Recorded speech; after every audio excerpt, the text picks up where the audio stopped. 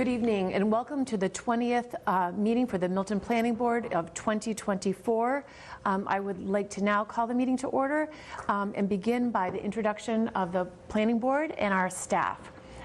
If we can start and go around. Jim? Jim Davis, member. Cheryl? Cheryl Tagaya, secretary. Maggie Oldfield, member. Sean on Zoom? Sean Fahey, member. And Meredith Hall, serving as chair this evening. Good evening and welcome to all. We can begin with our first item, which is our administrative items. And we have two sets of minutes, but I think actually, you had some amendments to November 28th. Yes. Did you circulate those? Yep, I sent them to Julia and then she sent them out and they were Okay. okay. Okay, Yep. great. But did we have another set that I missed? And then, No, she made some amendments at the last meeting that I put in and then I sent them out. Oh, okay. but January 11th, maybe that's what I hadn't. Okay. You probably had not had a chance to look at those, the January 11th? Those were the ones that we amended during the meeting? No, November 28th were amended during the meeting. Okay, but the ones that you sent out, Julia and I had asked whether there was a red line version. I'm Those sorry, were Maggie's edits. to which meeting though? The 28th. 28th of November. Right, okay. 'Cause we So I deferred those. did review those, okay. I wrote out what the change was in the email. Right, so that was helpful. The red lines are easiest, but that was helpful to see that. Okay, so so in the box or in our OneDrive, there was just the minutes from the 28th? No, And the I'm 11th. confused. And the 11th. And the Okay. and the 17th. Today I put in the 17th, Oh, but I don't know okay. if I do. Yeah, I didn't see the box today, okay. And did you have anything on the 11th? Any changes on those? I didn't see. I'm sorry, so those are the ones that we are brand new, we didn't Correct. discuss at the last meeting? Sorry, no, I did not review those yet. All right, so let's defer the meeting minutes for January 11th and the 17th Okay, to our next meeting. And if there's a motion to approve the minutes from Tuesday, November 28th, so moved. second? Are those as amended? amended, Yeah, okay. Second. Okay, all in favor? We'll do a roll call since Sean, you're on Zoom. Maggie? Yes. Cheryl? Yes? Jim? Yes. Sean? Yes. And myself, yes. Great, thank you. And for our next item, I'm sorry, I didn't introduce our staff. So let's go around and quickly do that before we get any further. Julia? Julia Getman, clerk. And Tim? On Zoom? Tim is unwell today, but Okay, Josh Eckerly, Josh, the yes. assistant director, will be here. great. Thank you and welcome for joining us on Zoom. All right, our next, then moving, is our discussion of next meeting dates. And we currently, we have a February 8th meeting currently scheduled. And then we are then looking to do our second meeting. Josh, do you have that date, just to confirm? The 22nd? Yes, and there is also a site walk that you all need to determine a time for on the 10th of February. Oh, correct. 1430 East Russell Road.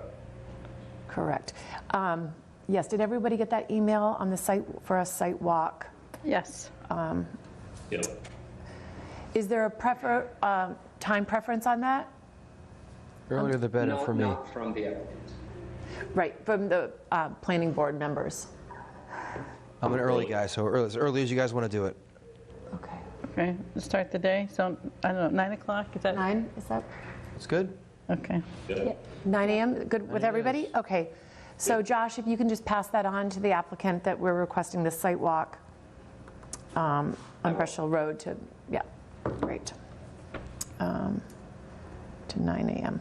Okay, great. And then we have the 8th, and then we currently have the next meeting scheduled for the 22nd of February. Okay. Meredith, I won't be able to attend the 8th, the meeting of the 8th. Okay, great. I think you had mentioned that before, so, all right. And so that we have, Josh, do you have sort of some updates from the planning department? I do, yes. Okay. Firstly, we teased at your meeting last week or the week prior that there were some grant updates to give you. Today, this afternoon, I was at the State House with the Lieutenant Governor, where the town of Milton was awarded $140,000 towards engineering repairs down at Milton Landing. That was voted affirmatively by the Seaport Economic Council this afternoon, and they'll be circulating a grant award letter to us later in the week or early next week.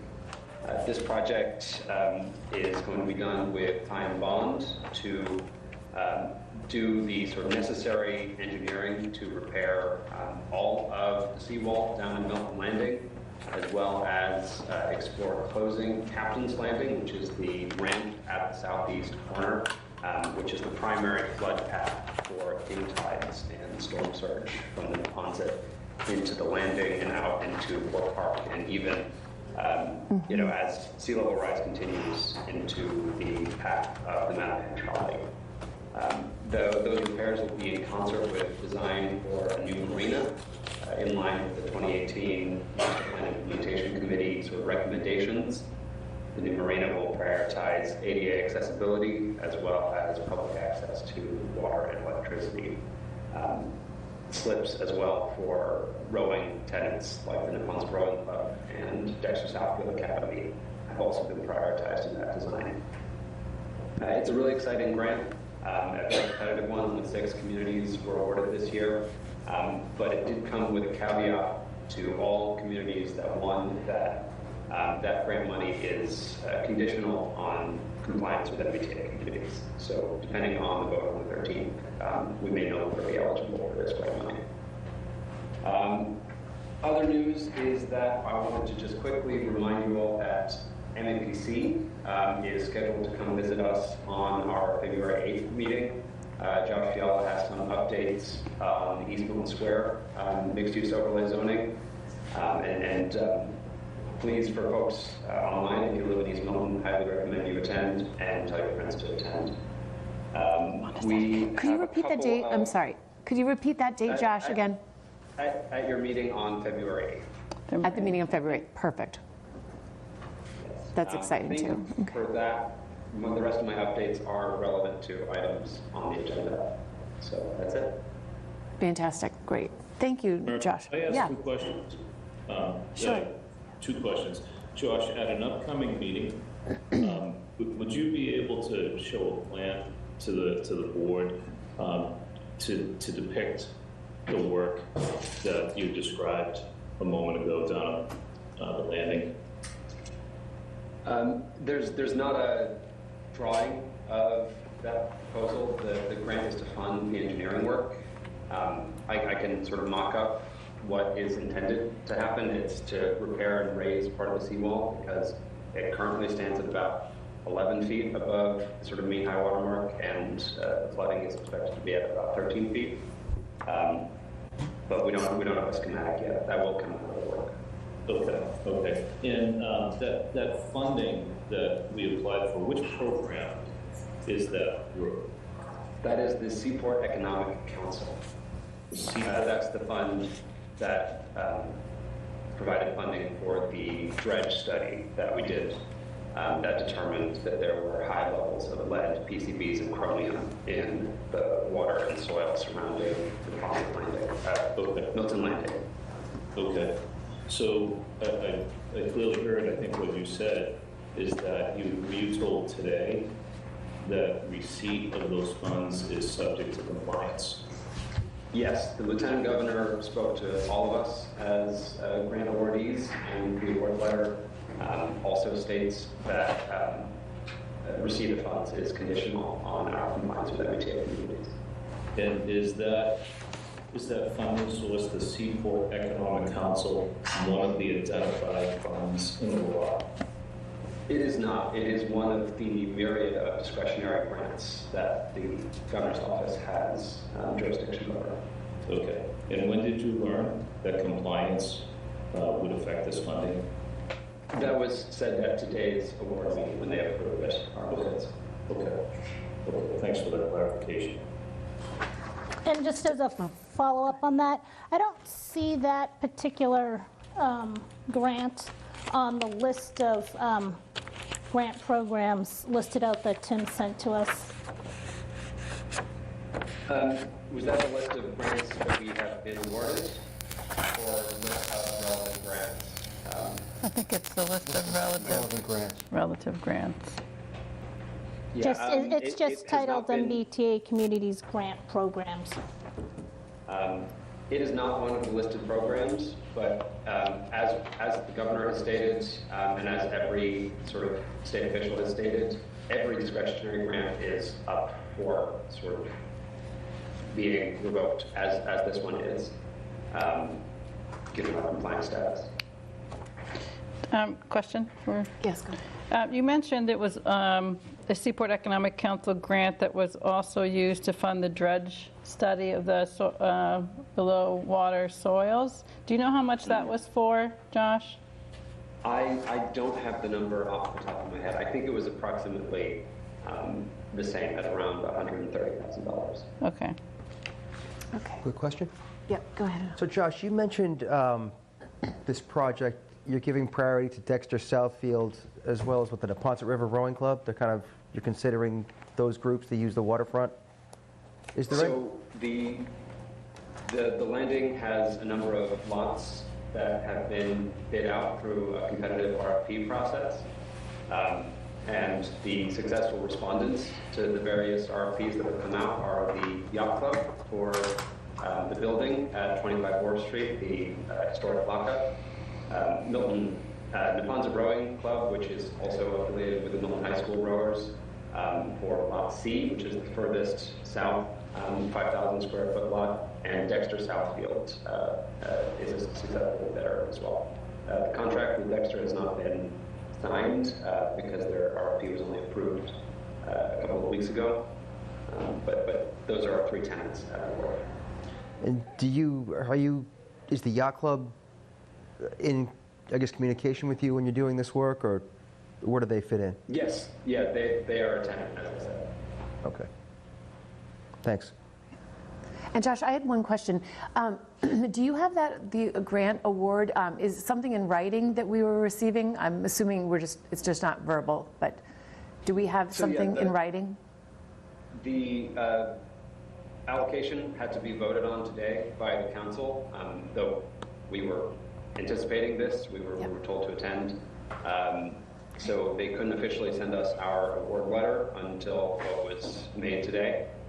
But I did receive in writing from the vice chair of the committee the language that we'll be putting in each of the grant awards that clarifies that all of these awards are conditional on compliance. Okay. When are those funds to be awarded? Do we know We're expecting the award letter to be given to us at some point next week, and then once we sign our contract, those awards will be given to us. And the It won't be funding, before yeah. February 13th, though. Right, exactly. So the funding is expected to be this year, in 2024? Oh, yes. Yeah, absolutely. Okay. Is it the kind of thing where if we fall out of compliance, we lose the money, and then when we get back into compliance, we get the money again, or do we have to reapply for it? How does that look? I would say the funding is for the fiscal 24 round of grant applicants. If we fall out of compliance, I doubt that we will return into compliance by this fiscal year. I think if we are out of compliance, we will lose the money. All right. Is that a grant that the planning department applied for, Josh? Yes, at the request of the select board's Milton Planning Committee. Okay, thanks. Thank you. Any other questions on that? All right, so if there's not anything else, Josh, we can now move on to citizens speak, and we would welcome anyone from the public or online. Josh, if you can let us know if there's somebody with their hand raised online. Who would like to speak? Great, welcome. That's good.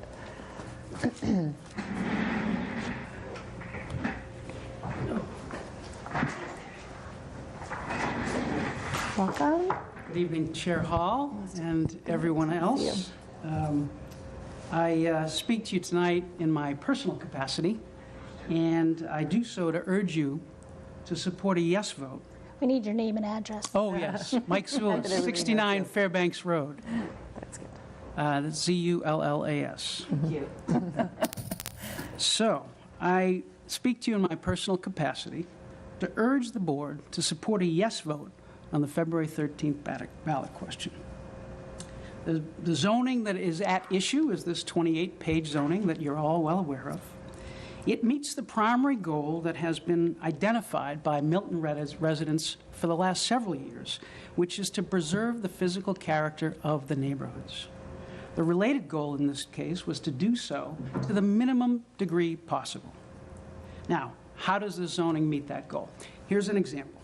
The proposed zoning protects East Milton Square from overdevelopment by requiring lower height, more open space, and bigger setbacks. It's a disincentive for developers, and that's right on page 23 of the zoning. As another example, the non-residential properties zoned on Granite Ave, which have been referred to as the 500 units, allow us to get credit for those units in those non-residential areas next to the highway, so we don't have to zone for them right in the middle of our neighborhoods. Specifically, the state-owned DPW lot on Granite Ave, which is across the 4-lane state road from Cortlandt Circle and Thistle Avenue, has 3 existing buildings on it. It's got, storage tanks. It's got a lot of trucks. It's got a 200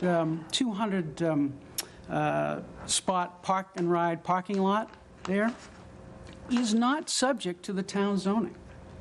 The state could have done something different with it over the last several decades, regardless of our zoning, but it hasn't. The state could do something different with that lot, whether or not we include it in this proposed zoning. But if we include it, we get to count 368 units without zoning for them right in the middle of a neighborhood. And we protect against the potential of bigger buildings next door to existing houses in our existing neighborhoods. And if the state someday decided that it wanted to sell to a developer, if it tried to do that, it never has, but if it did, the state would have to fix its 4-lane road. It would have to put in stoplights, which would be a benefit to that Cortlandt Circle neighborhood. The state or the developer would also have to fix all the water problems over there if it were to try to develop that site. It's the same with 2 Granite Avenue, up the road, about a half a mile, past the highway, right next to the Dorchester border. We zone for 171 units for an existing commercial building nearly a half a mile from any neighborhood in Milton. And we get to count those 171 units toward our minimum without zoning for those units in the middle of one of our neighborhoods. And that helps to preserve the physical character of our neighborhoods. This zoning that we're voting on also includes 4 pages of development standards. Pages set 27 to 31, for every voter is going to read through this. And it includes site plan, design, and review requirements at pages 33 to 35 that will benefit all of our neighborhoods. All of that would be lost if we vote no. The truth is that this zoning is not a housing advocate's dream. And it's not the choice of residents who don't want to comply with the law right now. This is something in the middle. It preserves the character of our neighborhoods with the minimum compliance possible. That's what the residents have said they wanted, and that's what was delivered. That's why the town meeting members, as you all know, who reviewed and debated this, ended up approving it overwhelmingly. Now, what are the consequences of a no vote? We heard from Mr. Eckert Lee about the recent grant. If we vote no on February 13th, as you know, the town will be in violation of the law. We'll face lawsuits from the Attorney General and others. Our zoning will be controlled by a judge or a special master who won't be interested in preserving the character of our neighborhoods. Funding will go down, Costs will go up, and who's going to foot the bill? Who will be hurt by it? The Milton taxpayer. That's who. Now, the town administrator, along the lines of what Mr. Eckert-Lee has mentioned, the town administrator has calculated the funding at risk from a no vote. It's in 3 buckets, right? First, there are the specific grant programs in the law and in the guidelines under the law. Then there are the competitive discretionary grants that are controlled by the governor. That's one of the things that Mr. Eckert-Lee just referred to. And then there's the funding for the Transportation Improvement Program, otherwise known as the TIP funding. First, the specific grant programs listed in the law and the guidelines. MassWorks. We're over 3 minutes. That's okay. MassWorks. We last received. Is there a limit? Or No, go ahead. A little bit more. Well, just following what the selectmen did. Oh, well, okay. No, keep going, but So yeah, we do have other people. I'll rush through. I just want to get through on the That's great. funding, just Thank you. so to kind of fill Yeah. out what Mr. Eckert-Lee mentioned. Pages you got there, Mike? No, I know. it's double-spaced, and this one is just a little conclusion, but I'll skip the conclusion if that helps. I just want to lay out what the funding is so we all know what it is, right? MassWorks, we received $1 million for that. That's for infrastructure, transportation infrastructure, back in 2012. We could use that again. We received, over the last 5 years, $100,000 in the municipal vulnerability preparedness grants. We received $80,000 in community planning grants in 2023. We received $60,000 in local rapid recovery plan for East Milton in 2021. We received $40,000 for the East Milton mixed use overlay in 2022. Those are some of the grants in bucket number 1. Bucket number 2 are the competitive discretionary grants that are controlled by the governor. In the past 3 years, Milton has benefited from these grants to the tune of more than $1.7 million in the areas of schools, DPW, health, information technology, and planning. Now, how do we know that these are at risk? We just heard. Just today, the Seaport Economic Council awarded us that grant for $140,000. And for the seawall and to fix the dock. This grant was made subject to compliance. If we vote yes, we get it. If we vote no, we don't. And this is just the beginning. And finally, the TIP program, Transportation Infrastructure. Over the last few years, we've had $18 million allocated in road projects such as East Milton Deck and the Adams and Squantum intersection.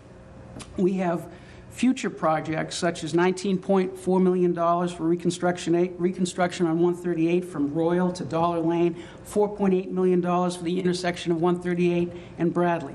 We have been informed by the Boston Metropolitan Planning Organization, which evaluates projects for inclusion, that we will be penalized for non-inclusion, for non-compliance rather, with the MBTA Communities Act. We're going to receive a 5-point reduction in the competition for those grants and where you end up on the list for those funds. So these are real. These are real consequences. They're real damage to our town and to our residents. I mean, I have to say, I've been involved in town affairs on the warrant committee and the school committee and the select board since 2009, except for 1 year. And it's always been a primary focus of mine to focus on the Milton taxpayer. Since 2009, we've had one override. It was in 2017 when that was the 1 year I happened to be not involved in town government. And over the last several years, we've been able to do a lot of things in order to improve the lives of Milton residents. We use state funding for water and sewer projects and for our roads. We needed new fire stations, so we're building them. We needed a new broadband network, so we're building it. We need a new animal shelter, so we're building it. We need a new school, so we're designing it. And we've done all of that, without raising 1 penny of additional taxes from the Milton taxpayers to do it. So I think, just to wrap it up, sorry to keep you. Right. As town leaders, I think we have an obligation to act in the best interest of the residents. And if we want to continue to do that, if we want to provide for the residents now while preparing ourselves for the future, and if we are concerned about the consequences of violating the law for our residents and particularly for our taxpayers, then I hope you support voting yes on February 13th. So thank you. I'm sorry if I went over a little bit. Thank you long. very much. Mike, I just wanted to ask you a quick, Did you say, you went through it quickly, so I'm trying to take Yeah, some notes. sure. The 1.7 million in the competitive discretionary grants controlled by the governor, over what time period was that? That was since FY '21. Okay, and the 18 million was over, So the 18 million was the East Milton deck. That also includes the project for Squantum and Adams, which is already allowed, so, you know, we're not going to get hurt by that. Right, okay. The future projects we have in the hopper are the ones that are down at Dollar Lane and on Bradley Road. I don't think we're going to get hurt on the Squantum and Adams project, because I think that's already on the list. I think that's already, so I think we're okay on that one, but Do you know how much was for that? for Squantum, Yeah, you know, I have it, hold on one second. because I think that and hasn't necessarily Do we been. do Q&A during Citizen Speak? I don't get not even acknowledged when I go to the select boards for citizen speak. It's okay. So Squantum, he's not here as a select board member, he's here as a resident. Do we do Q&A for residents? Squantum, Right. We can ask for clarification of comment. I thought I knew what Squantum was. Because I didn't think we had funding for Oh, that. here it is, yes. So the deck was 6.8 million, and Squantum is estimated at 2.2. Okay. All right. And then Great, thank we you. also had Randolph Ave and Chickatawba at 9.1 million. We've had that one, again, that's been allocated. It's the future ones that we're really concerned about. Okay, great. Thank you All very right, much. sorry That's for the- okay. the long No, time. thank you. Josh, do we have anyone in, on Zoom who would like to speak? We did have a hand from Echo Bergquist, but now I'm not seeing them in the queue, so there are currently no hands Okay. raised on Zoom. Great. Anyone else from the audience who I'm missing? Yes. Welcome, if you could state your name and address for the record. Sure. I'm Janet Ferrone, 71 Central Avenue, and I'm a town meeting member from Precinct 2. And I'm also here tonight to speak strongly in favor of the MBTA Communities Act. And I'm not here because I think this is the best law I've ever seen. I'm here because of the repercussions of Milton breaking the law, not being in compliance, as will happen with voting no on the special election. I spoke at town meeting and I quoted Governor Healy, who I heard on WBUR last month, and she was very clear. I'm reading her words. "I take enforcement of that law very seriously, hoping all will come in compliance. For those who don't, you will see withholding of state money. In fact, what we did under our administration is we took the existing list of programs that communities were not going to get money for if they didn't comply. We added to that list. We more than doubled that list."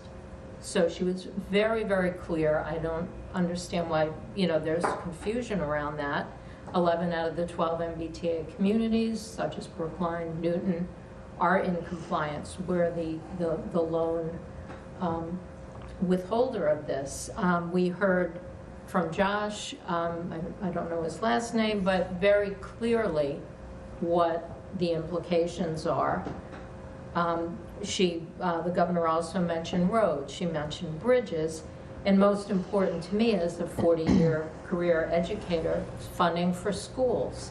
I happened to talk to a school committee member today and said this is impacting their ability to plan because they don't know, are they going to be getting the grants? Are they going to be getting the money that they need to plan? I'm also here as a senior citizen who will be looking to downsize at some point soon, and having the multi-units. A lot of the people I speak to about the MBTA Act, I've spoken to people who said, I'm voting no. And then when I've talked about the repercussions, about the thing that's so important to me is the loss of local control. We know that if we vote no, we don't get a say. The governor comes in, the state comes in, and they rezone for us. We may have some ideas on how to mitigate some of the things that folks are worried about. We lose all that. That is, along with the funding, that loss of local control really is problematic for me. I live on Central Avenue across from the 36 Central condos. People were fighting that tooth and nail, and now that is a very integral part of the community. It fits beautifully, it supports two businesses. So I do not want the state coming in rezoning for us and losing 2 years of being able to amend. Again, as I spoke to people, I think people, you know, I'm a child of the 60s. We protested lots of things, but to this no protest might feel good, say, no, I don't want this. It doesn't make it go away. It makes local control go away. It makes funding go away. And I strongly, for the sake of our community, I can't see how we can live without this money and live without the local control. So strongly, strongly urging you Thank you. to support this. Great, thank you. Okay, anyone else, Josh? No one on the Zoom. Okay, great. We have someone else in the audience. Oh, sorry. Welcome, yeah. Thank you. Okay. Hi, my name is Jennifer Raymond. I live at 18 Hinton Avenue. I've lived in Milton since about 2005.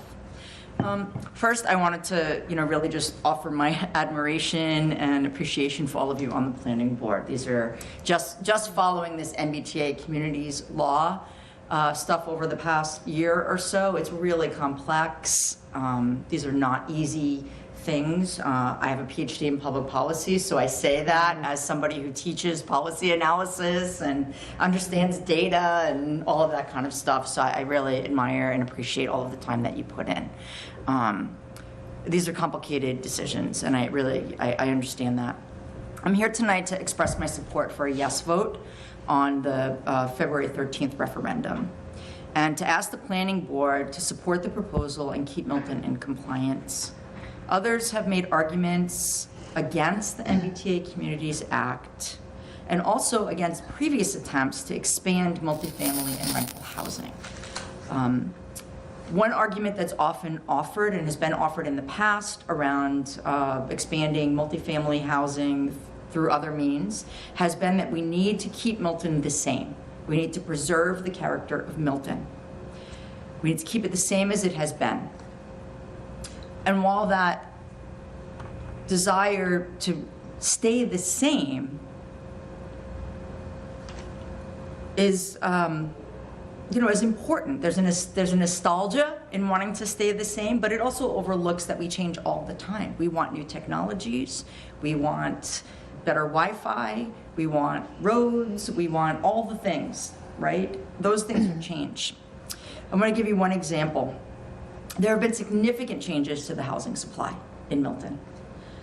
I didn't go back over the past 18 years since I've been here, but just over the past 5 years. So to give you an example, data from the American Community Survey reveals that since 2017, which is only 6 years ago, almost 7, time passes, Milton has seen nearly a 20% increase in housing units with 3 or more bedrooms. 20%. In 6-7 years, that is huge. I'm sure you have seen it all around you, on my street, on Hampton Ave. The houses have gone from being small, many houses have gone from being smaller starter homes with, maybe 1,400 square feet into 5-bedroom homes, 5-bedroom, 5-bath homes. So change is happening all the time to our housing stock. And we're not being honest if we say, keep Milton the way it is. Milton is changing all the time. So I want to raise that to the planning board. I'm sure you're aware of it, but hearing that number, I was even surprised by the number of 20%, and I went looking for it so I could demonstrate what I've been seeing anecdotally. That's a huge number.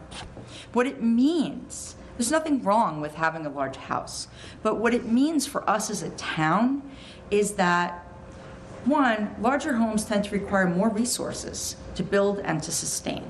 So we're building housing that is requiring more. Often in that building or redeveloping, we're cutting down trees. I'm a native plant person myself, so cutting down trees, disrupting the natural environment, killing organisms in the soil while we dig up to put in an additional foundation, et cetera, et cetera. Also, what we're doing is the redevelopment and development of larger homes is erasing smaller homes. We've cut out the bottom. We've gotten rid of the starter homes, the smaller homes, which leaves fewer options for younger families, like many people who moved into Milton, who moved into starter homes and then stayed here for longer, may have moved, may have built on or expanded. Those options are going away. They're disappearing. And it also means that there are fewer smaller homes for older residents who might want to downsize. So many of the houses in my neighborhood that were one-level ranches were ideal for people who wanted to downsize, not have stairs, live in a smaller place, stay in their community in Milton. They're disappearing all around us. We have to do something to address that, to make sure that we have the variety of housing that we need in Milton for all of our residents. What's also happening is because Milton has refused, Milton, like many communities, is refusing to build multifamily housing and rental housing and really address issues of affordability. We have little control over 40B developments. And so that lack of control is leaving us to have very large 40B developments. They are coming. We know, you know better than anybody else. You know more than anybody watching this meeting or most of the people in Milton what is coming in Milton. And we have really little control to say what it should look like, how big it should be, where it should go, right? So we've been giving up our control by refusing to address this problem. It's not just, this is not an unjust law. It's not unusual for the Commonwealth to mandate something from towns and cities. I've read comments, I've heard comments like, who does the governor think she is? She's the governor. Governors issue mandates. The Commonwealth has issued mandates on everything from something like this, like housing, housing affordability, housing stock, building rental housing, to how our public safety officers should be trained. It's part of what the Commonwealth does, is issue mandates to towns and cities. There's nothing unusual about it. It's not partisan politics. It's part of how government works. So I'll wrap up. If you could just, thank you. Instead of digging in our heels and refusing to comply, this gives us the opportunity to retain local control, and we should seize that opportunity and work together to create a vision and a plan. This is just one reason why I think we should support the MBTA Communities Act. I hope that the Planning Board will take this opportunity to be proactive, to be strategic, to really embrace that local control that we can have with the MBTA Communities Act, and to keep the future of Milton in the hands of Milton. We need you to do this and to lead us on this. Thank you, Jennifer. Yep. Good. Okay. All right. So I think that concludes our citizens speak. We are no one else from the public here wanting to speak. Okay. Thank you all. Then we can now look to, we should have Ned Corcoran joining us on Zoom this evening. And we can open, this evening we are going to open the 107, 111 Highland Street special permit for memory care facility. And for those who are joining us, we will not be really discussing this tonight. It will be deferred to a future date. Ned, I'm seeing you, so welcome. I'll let you go ahead. Great, thank you, Meredith. Happy New Year all, although it's now approximately the end of January. That's right, we know that the hearing had to be re-advertised because of the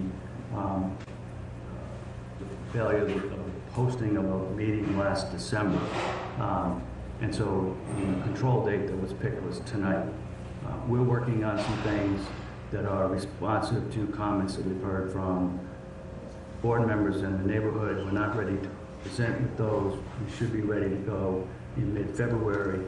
And so we're requesting that we continue until, we were going to request February 15th, if that could be available. I know that you discussed the notion of a February 22nd meeting.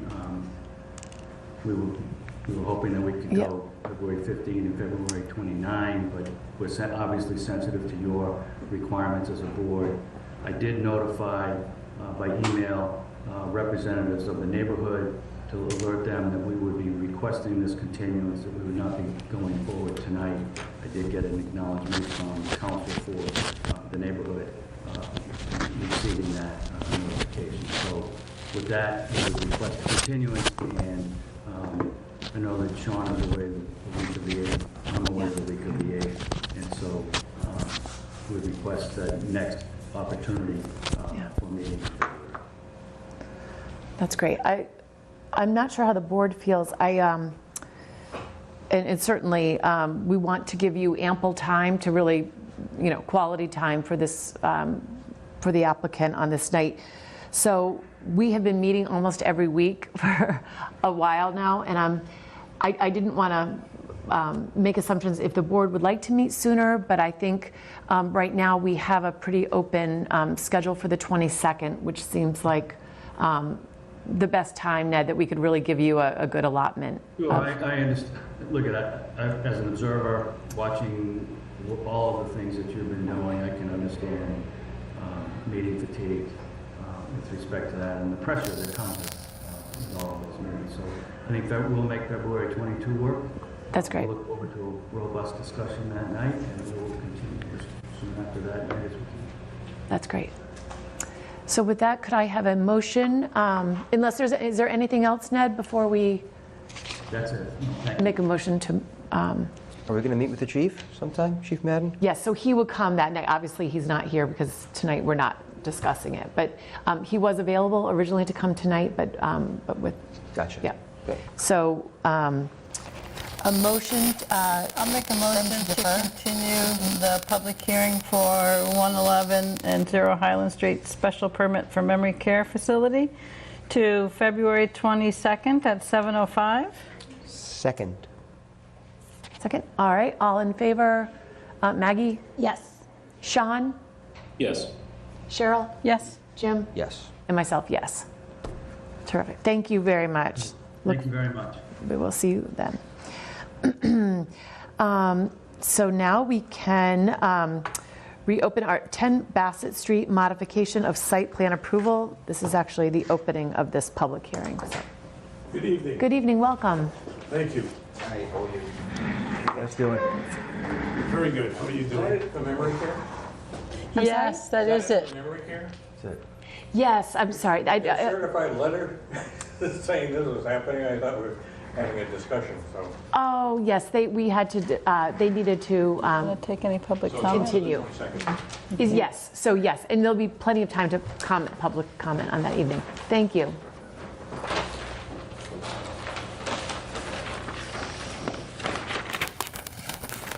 Chair Hall. and Yes, members- welcome. Members of the planning board. My name is Michael Modestino. I'm an attorney at Braintree.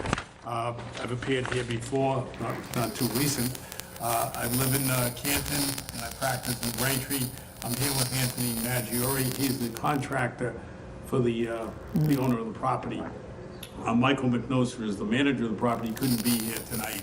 Just had a death in the family, as you may be aware. And we're here tonight for requesting a modification of a site plan approval that was done in January of 2023. And Tim worked with us on this, and he suggested that we file for modification in order to build a stairway that would be coming from the second floor and would provide access to the public to get up and down the stairway. Anthony's going to explain what he can about the stairway. I know that there was some questions raised. I know a member, Tugias, had asked some questions about it, about parking and things like that.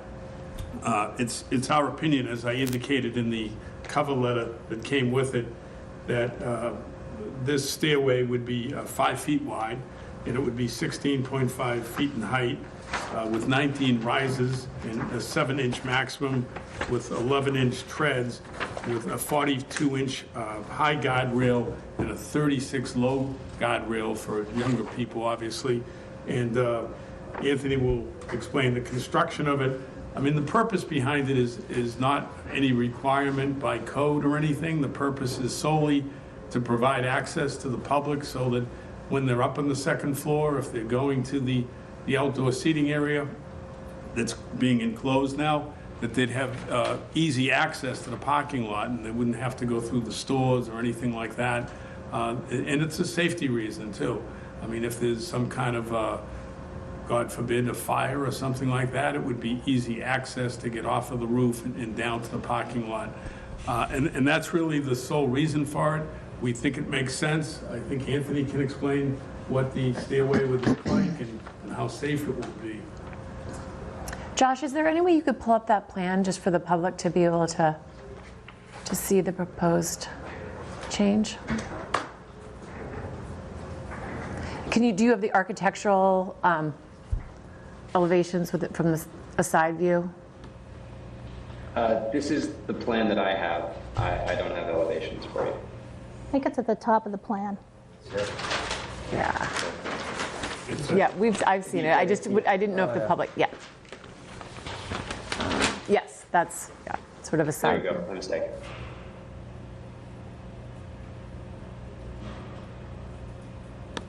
Great, okay. Good, so you mentioned a top rail and a middle rail. This looks like it has multiple rails. Is that not? My name is Anthony Majori. Yep, go ahead. I'm a contractor and that actually originally built the Milton Marketplace with the owners years ago, and have done modifications on it over the years, many. So we had gotten approved for this second level to close in the outside seating, and it's been going well, and I think we've got a lot of positive feedback. So while working on it, I suggested to the owners that for the comfort and ease of egress for patrons coming in and out of the place, you have room, and it would be a nice conforming design to put an exterior set of stairs in.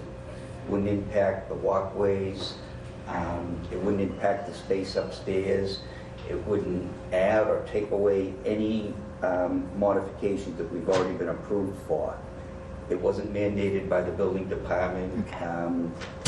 I did present it to the building department, and they were all for it. They said it's a great idea, and we'd love to see it, and that's what brought us here. So that being said, when the design of the stairway, especially if it's in a commercial setting, any type of a platform has to have a 42-inch high rail, guardrail. Now that platform comes off the second level. You step right out off the second level onto that platform, which is constructed out of steel, self-supporting over the roof, the small pitch of the roof. And then you have a steel set of stairs that's coming down.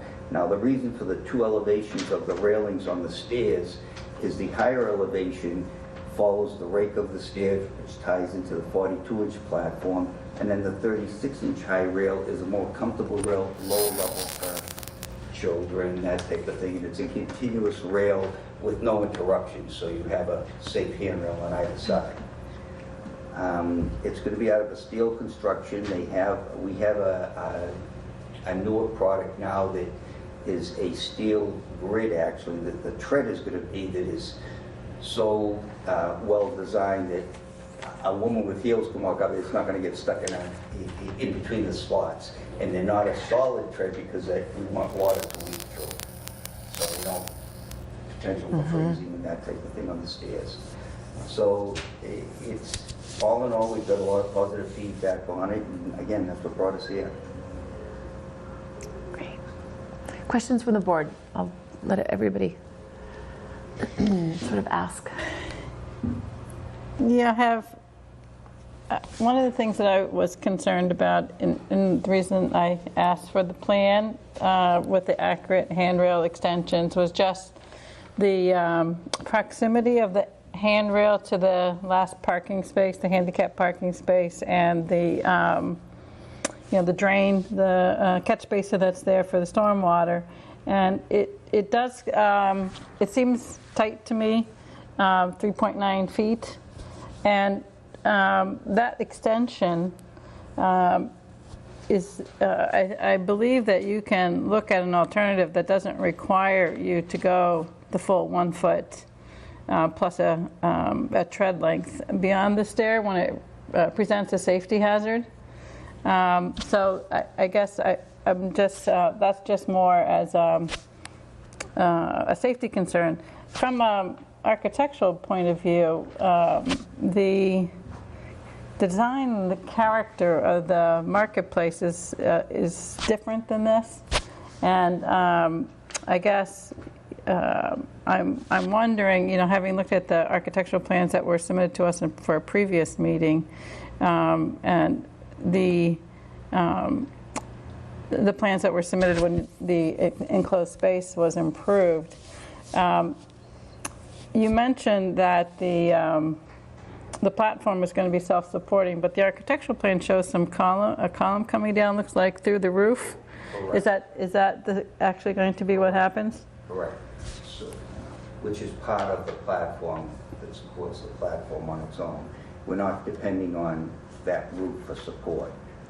So have you thought about integrating that platform, that landing at the top where the door is, more into the architecture rather than having it look like an emergency stair added on top, which is kind of the appearance that it has now? It's the character of the enclosure has I guess, to use one of Meredith's terms, kind of a New England feel or look to it, and the stair is more of a modern aesthetic, and it's just I guess it would be nice if it could integrate a little bit better design-wise. So that's the two things, sort of the safety at the bottom with that basically 23-inch extension. There are provisions in the code. I am an architect, so I'm coming at that comment from my professional background. And then the idea of having the character of it fit more of the architecture. And then the last thing I'll say is I think if the intent, because I raised this before too, a second stair means occupancy can go above 50 people. That's the trigger for two means of egress from a space. And so it says it's posted for 49 occupants. And the reason this is important is just the parking space count and the potential of what the capacity for the parking lot is for a number of users. So I guess it says in your letter that there's not an intent to increase it. So I guess I would just say that will be something that could be a condition in any approval, so that if there was going to go above 49, that it would need to come back to us. That would make sense. Yeah. Okay, those are my comments. Others? I had similar thoughts to Cheryl, and you said it more eloquently than I could. I think it's a very attractive building, and I'm afraid that the staircase might detract from the attractiveness of the building. That's right at the front door where most people go, and I know probably the front door is theoretically at the CVS entrance, but most people go into the Fruit Center entrance. Yeah. So I totally understand the need for it, and I'm not against having a staircase there, but I think maybe, making it look more cohesive with the existing building. My background is in trees and shrubs, so maybe even having a planting bed in front of it might help soften the look a little bit. I know that they do a really good job with all their displays out front, but it can be kind of stark in the winter when there's not a lot of greenery out there. I certainly think the planting bed would make sense. Just to piggyback off of that, I think one of the nice things about the Fruit Center is the display coming in. Yeah. So how this stair impacts those displays, I think would be interesting to see as well. And whether that's some kind of permanent landscape bed so that it directs the flow of traffic, people traffic rather, not car traffic, at those multiple entrance points, because there's really 3 then in a very small area. Let me just ask the question, when you say planting bed, something permanent on the side or around the stair? Because as you see, with the seasons change and how they change their decor on the outside to follow the seasons, that's what would be happening around the stairway, same thing. whether it's their pumpkins, their Christmas decorations, they'd be wrapping that around that, still using that side of the stairway, the outside, if it's a stairway, to do that. To do something permanent, I think might be a little, So that gets me back to the 3.9 feet and a parking space there. So if people don't have room to pass, they'll be stepping into live cars, parking spaces to get around. You wouldn't do anything in that whole front corner. You couldn't do anything because of the line of travel. They don't do it now. They haven't done it ever. Even built the stairway there in that line of travel. To maintain the proper width that you need for egress. Yeah, and it doesn't have to be a permanent planting bed. You know, I appreciate that seasons change and there are different seasonal items. Maybe even just having one maybe permanent tree. You know, and it doesn't, it could be a more conical, it could be a more Here's the other fastidious. safety component of that on that side. I don't want, the way it's designed, they have a fire connection on that side of the building. And the way this is designed architecturally doesn't impact that. If I started bringing stuff like under the platform or that way, it would impact that fire connection, and we can't by law do that. So I wanted to keep that open, but on the front side of the stairs, on the forward side, yeah, they could display there, but not on the very front, on the side of the stairs. The front side of the stairs, not the front of the stairs, because that's your egress. Yeah, it's just I think needs to be softened a little bit. It's almost too, I mean, really, it's one parking space less would be, give it a lot more breathing room, but you're not necessarily in to ask for that. But I do worry about the Especially a congestion. handicap spot. That's what I was I wouldn't thinking. want to give up a handicap spot. What does that RP mean in that? It's in that actually, that's spot? not a handicap one. It's next to the handicap one, according to the Yeah. plan. Is that what RP means, regular parking? Yeah, I think so. Yeah, that is a designated spot for deliveries, or, you know, it's not a handicap spot at first. They usually keep that, I think they have a special parking sign on that for if they're bringing something in, if they're unloading out of one of their vans or that, they try to keep that spot open. But it's not designated as a handicap or. I thought all their deliveries were in the back, because No, there's a they- sign that's This a one on the delivery. end is, I know. I'm sorry? I'm sorry. This one on the end is what they try to keep open. You sure that one they try to keep open as well?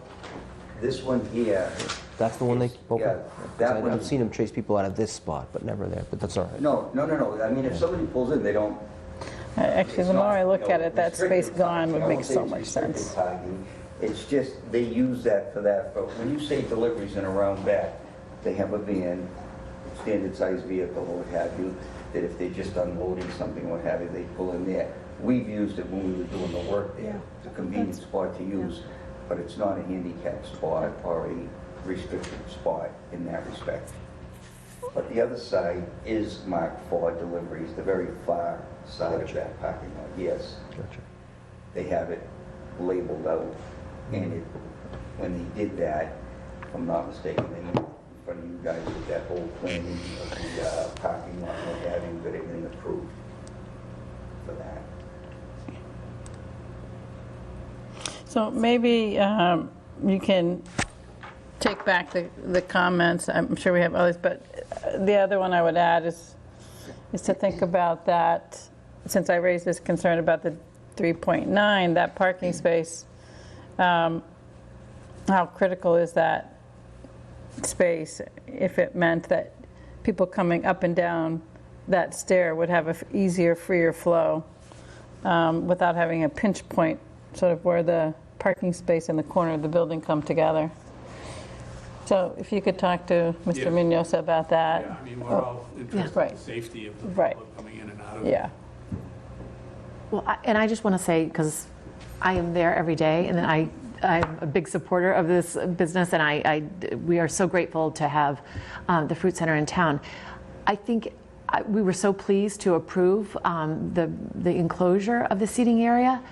And I have to be really honest. You have such an attractive building, and you're doing such a beautiful job in the way the windows and the pediment. You've really created a beautiful entryway to come in, which really makes a beautiful statement.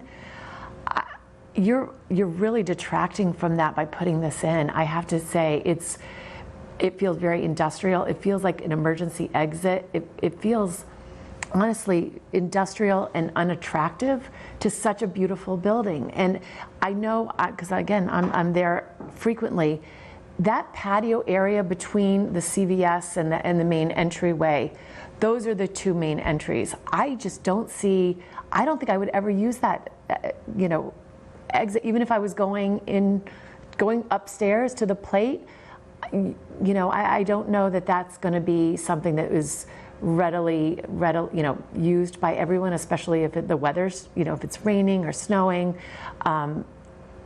I think you're maybe doing something that visually would do more, it would detract more from the building than enhancing it. And if it didn't have two egresses, the nutshell entrance, the CVS, there's 3 different ways you can really enter, or going into through the CVS and up to the nutshell, to go upstairs. If it was an absolute safety issue, but I think I would just ask that maybe you reconsider doing this, and because I think it will take away and that traffic flow, because it does get quite busy at that CVS entryway. You really need that area. I mean, I think there's a lot of people coming and going. They're putting their carts up sometimes. They'll pull on their own. They'll bring the carts back up. Sometimes there's carts up, in that area. It can be a very busy, and which is great because it's a vital business, and the businesses that are upstairs are terrific. But I really would do anything to support this business, but I just would question whether this is really aesthetically. I would almost rather see, if you didn't do the staircase, what would be really nice, because the staircase would cover those windows on the first floor where you come in. The staircase would come right in and cover the glass portion. What would be really nice is to actually have an outdoor bench. Frequently you'll see, especially some of the older members of the community or people who take Ubers to get their groceries, they'll be sitting there and waiting for a ride, somebody to pick them up on the inside. It might be really nice to have a bench that you have on the outside where people could sit, maybe wait for the ride and be outside on a nice day. But I just question that this is not something that would actually detract more than it would benefit as a store owner. But again, that's just my, Oh, certainly, but I personal think the preference. idea was to give the customers a choice, to give them another option. And then also the safety concerns that might be out there too, so that there would be another way to get down from there in a hurry if you had to. So speaking of the safety concerns, this isn't something that the building department asked you to put in to be compliant with the building code, right? No. Okay. Just to get to the whether it's required or not question. No, that's not mandated at all. Right. It was a thought process between all of them, and just came up once they saw the space up there, and they said, geez, it would be nice to have an egress from the outside so that people didn't have to come all through the building to come up here. That was the main gist of how this whole thing started. So we had Arthur Chu, who had done the design work and architectural work for the second level, come in and do this for us, and to get a stairway and see what we could come up with approval. But at this point, I mean, if it's an architectural thing, I'm sure I could come up with another design. But if it's something that you're definitely opposed of, I mean, there's a few modifications, like you say, with this rail and egress and everything. And I'll go physically lay all this out, because I think he's got 3.9 here, but he's also got about another foot to the curb, where he's got that 3.9 marked. If you look at that, so it's really almost like 4.9. So you've got a little bit more space, but I don't believe you need this extension that he's put on here, this handrail extension on this, because it's not something that's a handicap egress. doesn't need, if it was a wheelchair ramp, you would need that extension. Well, it is part of the code, but there is a provision in the code that if it's going to cause a safety hazard for that extension, that you can have another way of wrapping it around. And so I would just ask for them to take a look at that. But that's different than Meredith's point. No, I understand. And maybe we can hear what Sean's thoughts are too. Definitely, and Jim, yeah. Sean, did you want to? Yeah, sure.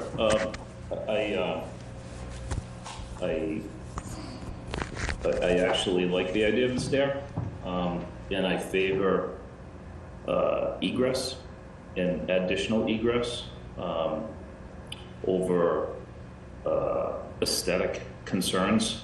This is me, so I just think the priority in as I look at it would be to provide egress and do the very best you could to address the concerns that Meredith and Cheryl have raised. So I won't go on. There's been a lot of conversation so far. I also would, from my perspective, I happen to be a builder, and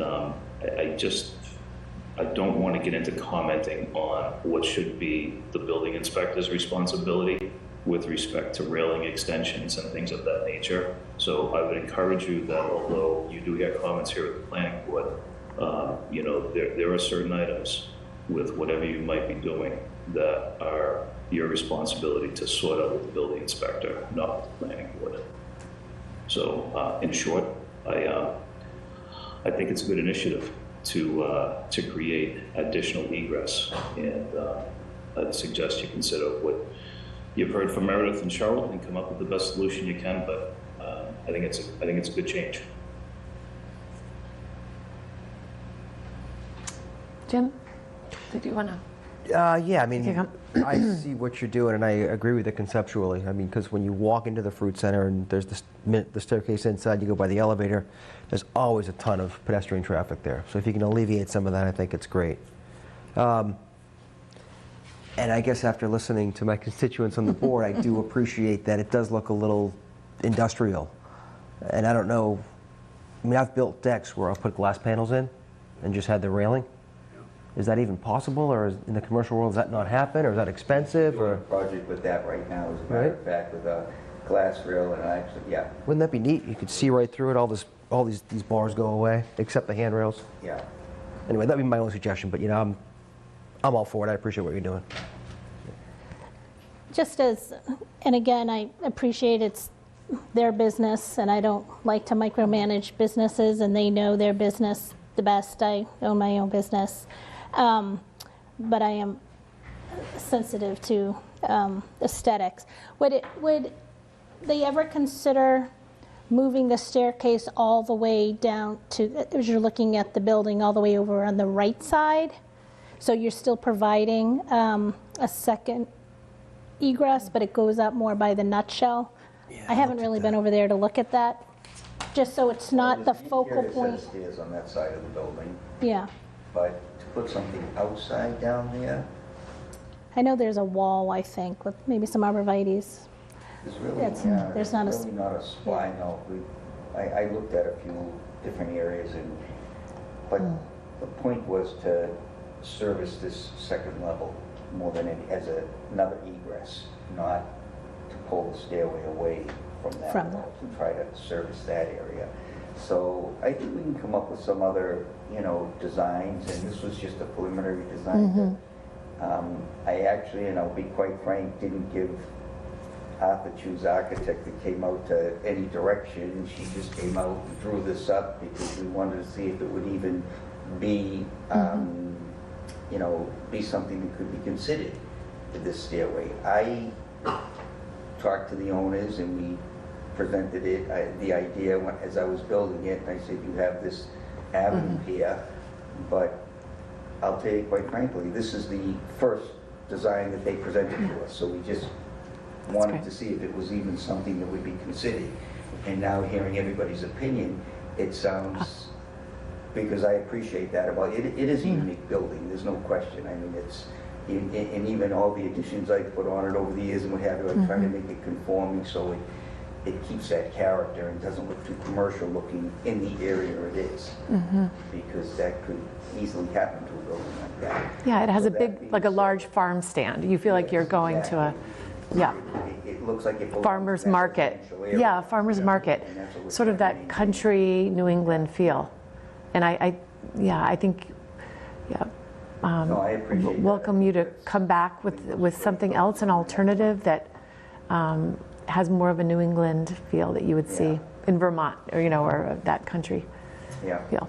I'm sure they could come up with something Yeah. that would be better. That's great. So should we continue the hearing then?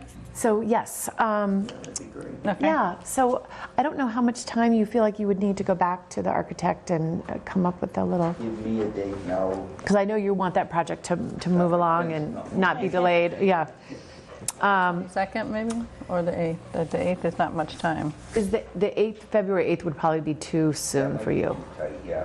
Yeah, so why don't we plan to continue to the 22nd of February? Would that be enough time, or and say 7:10 on that, since could I have a motion to continue the public hearing for 10 Bassett Street? I'll make a motion to continue the public hearing for 10 Bassett Street, modification of site plan approval till February 22nd. Say 7:10? Yes. Second? Roll call. Maggie? Yes. Sean? Yes. Cheryl? Yes? Jim? Yes. And myself, yes. Great. Thank you very much. Thank you for your time. You're doing a Good. Thank you, sir. great job. Beloved business. Okay. Okay, so now we can move on to new business. We have a Woodlot Drive bond release. Josh, if you want to introduce this and tee it up. Absolutely. So this is pretty straightforward. There was a bond held for road repairs along Woodlot Drive as part of the special permit process. A bulk of it was released a few years ago as construction continued, but a small portion of it was retained to secure repairs at the bottom of Woodlot Road where it intersects with Unquity. Now, the DPW has reviewed those repairs and has determined that they have been completed to DPW and engineering's satisfaction. And so we can release the remainder of that bond to the Woodlot Drive folks. Okay. Any questions from the board on this?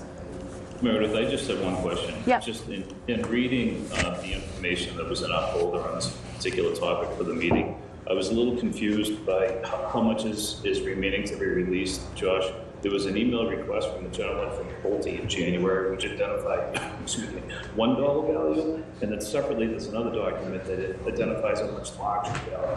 How much is this that's remaining to be released? It is prior. I think you're seeing the original bond value versus the remaining bond value. Okay, so so it should be that it was initial. Yeah, the January request was maybe $13,000. Yes, it's small on the scale of this. Okay. Okay. And last question, was that bond for both Unkety Road and also Woodlot Drive, or was it only required for impacts to Unkety Road? What to protect that? So it was the opposite. So it was just for Woodlot Drive. And this section was just at the intersection with Unquity Road as they created Woodlot Drive. So I think there were some issues with ponding that they needed to fix, which they have done so. And I saw Mr. Berkeley's email. He's satisfied that it addressed it. Okay. I'm fine with it. I have no further questions. Thank you. Great. Anyone else? Any other questions from the board? No. All I'll right. make a motion, if you will take it. Yep. To approve the bond release, the remaining funds for the bond release at Woodlot Drive. I second. Okay, roll call. All in favor. Sean? Yes. Jim? Yes. Cheryl? Yes? Maggie? Yes. And myself, yes. Great. Thank you very much. Moving right along. Moving right along. And so now we have on our next item on our agenda, the MBTA community zoning discussion. Do we want to do the, in order, it doesn't really matter if we want to do the review of the RFP first, or do we want to go to the discussion of the MBTA communities first? I think I'm fine with doing the affordable housing piece first. I think Site plan review, I think we can go quick. Yeah, we've talked about the scope, I think, at a couple of meetings, and Tim circulated a revised scope. Yeah. So I'm fine. I don't think that Great. should take us a lot of time, right? Yeah, I don't. I have one question on it, Meredith. Yeah. I read through it today, and I think we trust Tim with how he's written this. I think he's done a good job writing it. The only part that isn't in there is a definition of time. Right, so we're asking the consultant, and there's a list of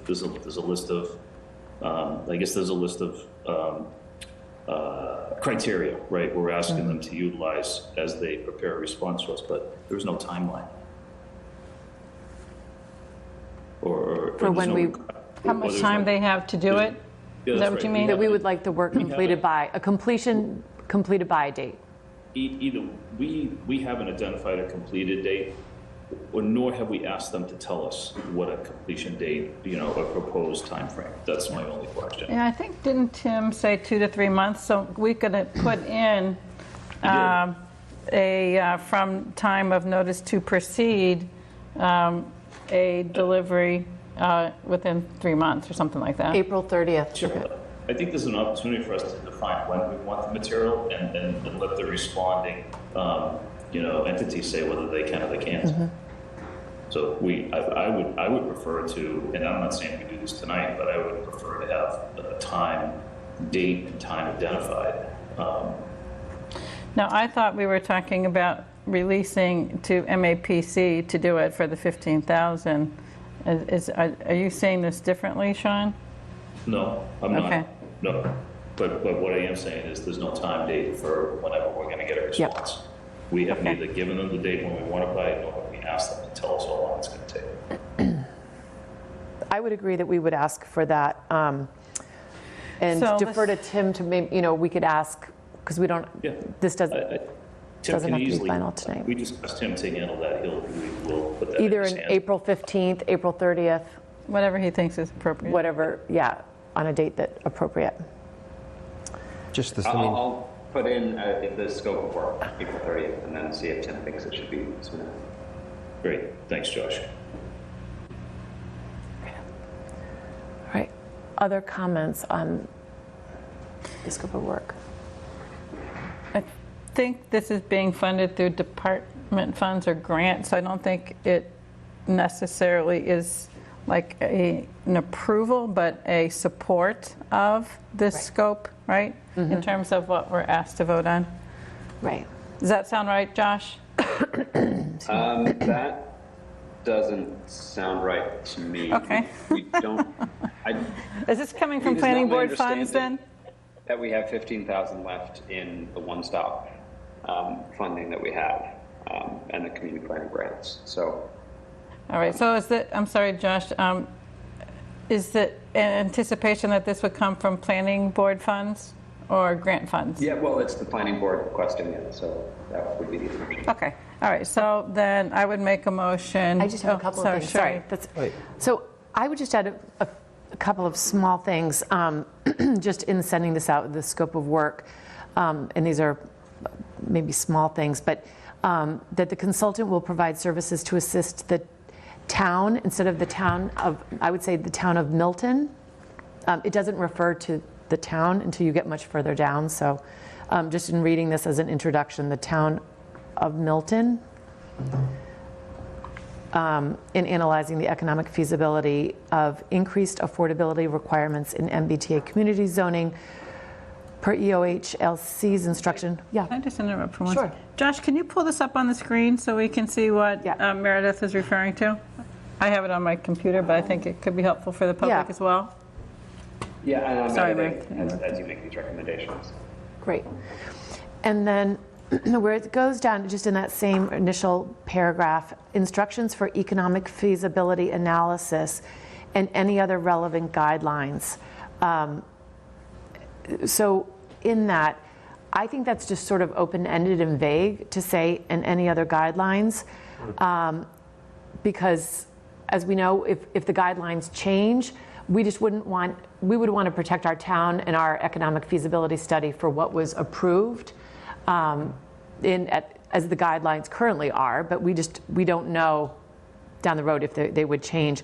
So I would rather say pursuant, I would say instructions for economic feasibility analysis pursuant to Chapter 275 of the General Bylaws, Section 275-323, MBTA Communities Multifamily Overlay Zoning. So I'm just taking out, rather, because I just think that's very sort of open-ended and vague. But are you keeping EOHLC's instructions? Yes, EOHLC's instructions for economic feasibility analysis. And we could just either put period, task will include, but I think it makes sense to put pursuant to instead of article, we could say article 1, but it's not. I see, so you're wanting to tie it directly to the okay. actual article. Okay.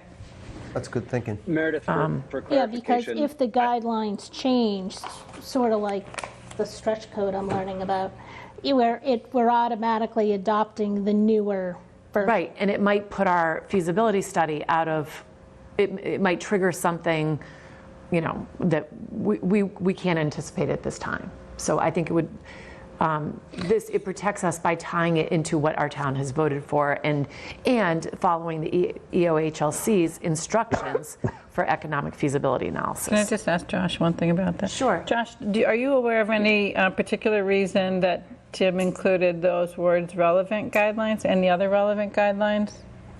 Yeah, so I think this is maybe a point of confusion. The sentiment is first and foremost a general sort of catch-all, but also it is not specifically referencing the MBTA communities guidelines. It's more to give us the flexibility for them to use fair housing or other statewide provisions on inclusionary zoning. The instructions for economic feasibility analysis are part of sort of EOHLC's guidelines as part of MBTA communities compliance. The guidelines referenced in that any other relevant guidelines is not the sort of guidance that has been updated by EOHLC for MBTA communities. So I'm happy to have it be what Chair Hall has said, but I think that's cleaner and it just it's not ties to our guideline to guideline. Okay. I guess then if there were other guidelines, they could bring those to us just to ask if those could be considered. I just don't want to tie their hands too much and not get a full report is all my concern is. Yeah, I think if they're doing all of these things and they're per the instructions for economic feasibility analysis, Okay. I think that I feel safe with that and tying it to what we vote on. Well, it certainly ties it to this, which is what we've talked Yeah. about, so that's fine. I agree with that. I like it tied to what we passed. So I think those are the just the two things I have is that the town of Milton. I think it's great. This is much more the being more specific as we had asked. That we're able to look at things from all different aspects, including a pay into the Affordable Housing Trust, just all the criteria sort of that I know personally I was looking for and that I think would give a good product. So you ready for a motion now? yes. Okay, then I would move that we authorize the planning department to proceed with engaging MAPC on the scope of work as discussed and modified tonight with an amount to be allocated from the planning board's budget of, is it 15,000, Josh, that we need? Was it 15? Not to exceed 15,000. Not to exceed 15,000. Is there a I second? second. All right, roll call. Maggie? Yes. Jim? Yes. Cheryl? Yes. Sean? Yes. And myself, yes. Can you circulate the revised version, please, Josh? I will, yes. Thank you. Great. Thank you. Okay, great. And then site plan approval procedures, Josh, can you just sort of just update us on what you learned from your discussion with Town Council and Karis North, and approach how we can best strategically approach the site plan? Yeah, absolutely. So Tim and I met with Peter Mello and Karis North this morning to talk through the sort of processes that they've seen and they recommend for updating site plan review procedures. What's particularly helpful, as has been said in previous meetings, is that Karis and Peter are both highly involved with the Massachusetts Municipal Law Association. And Karis was able to give us a quick update on the legislation that is going through the state level to codify site plan review into state law, which would be huge because, as you know, site plan review is kind of a loose and undefined process that changes from municipality to municipality without any sort of state guidance. So Karis is very excited about that update, and she's also working with NADIC about a sort of draft update to their site plan review that she thinks is a particularly good sort of exemplar for site plan review, given the sort of general priorities that this board has expressed, but in the absence of very specific guidelines. To that end, her recommendation was that this board, you've had a number of site plan review policies that we've sent around over the last couple of weeks, that you all find and document which sections of those site plan reviews speak most strongly to you as something that would be relevant to include in an update of Milton's site plan review procedures. Tim and I can then incorporate those into a sort of red line of our site plan review, and then we will send it off to Karis and Peter to review the legality of those, sort of in the absence of the state guidance on site plan review. Great. And did you ask her to review what's in Article 1? Yes. So far, she didn't see any issues with it. She thought it was a good starting point, as it were, for updating our general site plan review. She did note, because she also reviewed, I think, some of your previous variants on Article 1, and relevant to your earlier conversation, design guidelines and sort of those aesthetic considerations have been the strongest thing that has been legislated and sort of defined in case law as something that cannot really be meaningfully sort of used as a denial purpose through site plan review. So we really want to be careful and deliberate and explicit when it comes to certain design restrictions. Aesthetic ones typically don't apply. So, I mean, my understanding about site plan approval is that you're looking to guide the development, the design, the site design, the building design, and that you are allowed to do that. And you have to be specific enough that it's not subjective, what you're reviewing.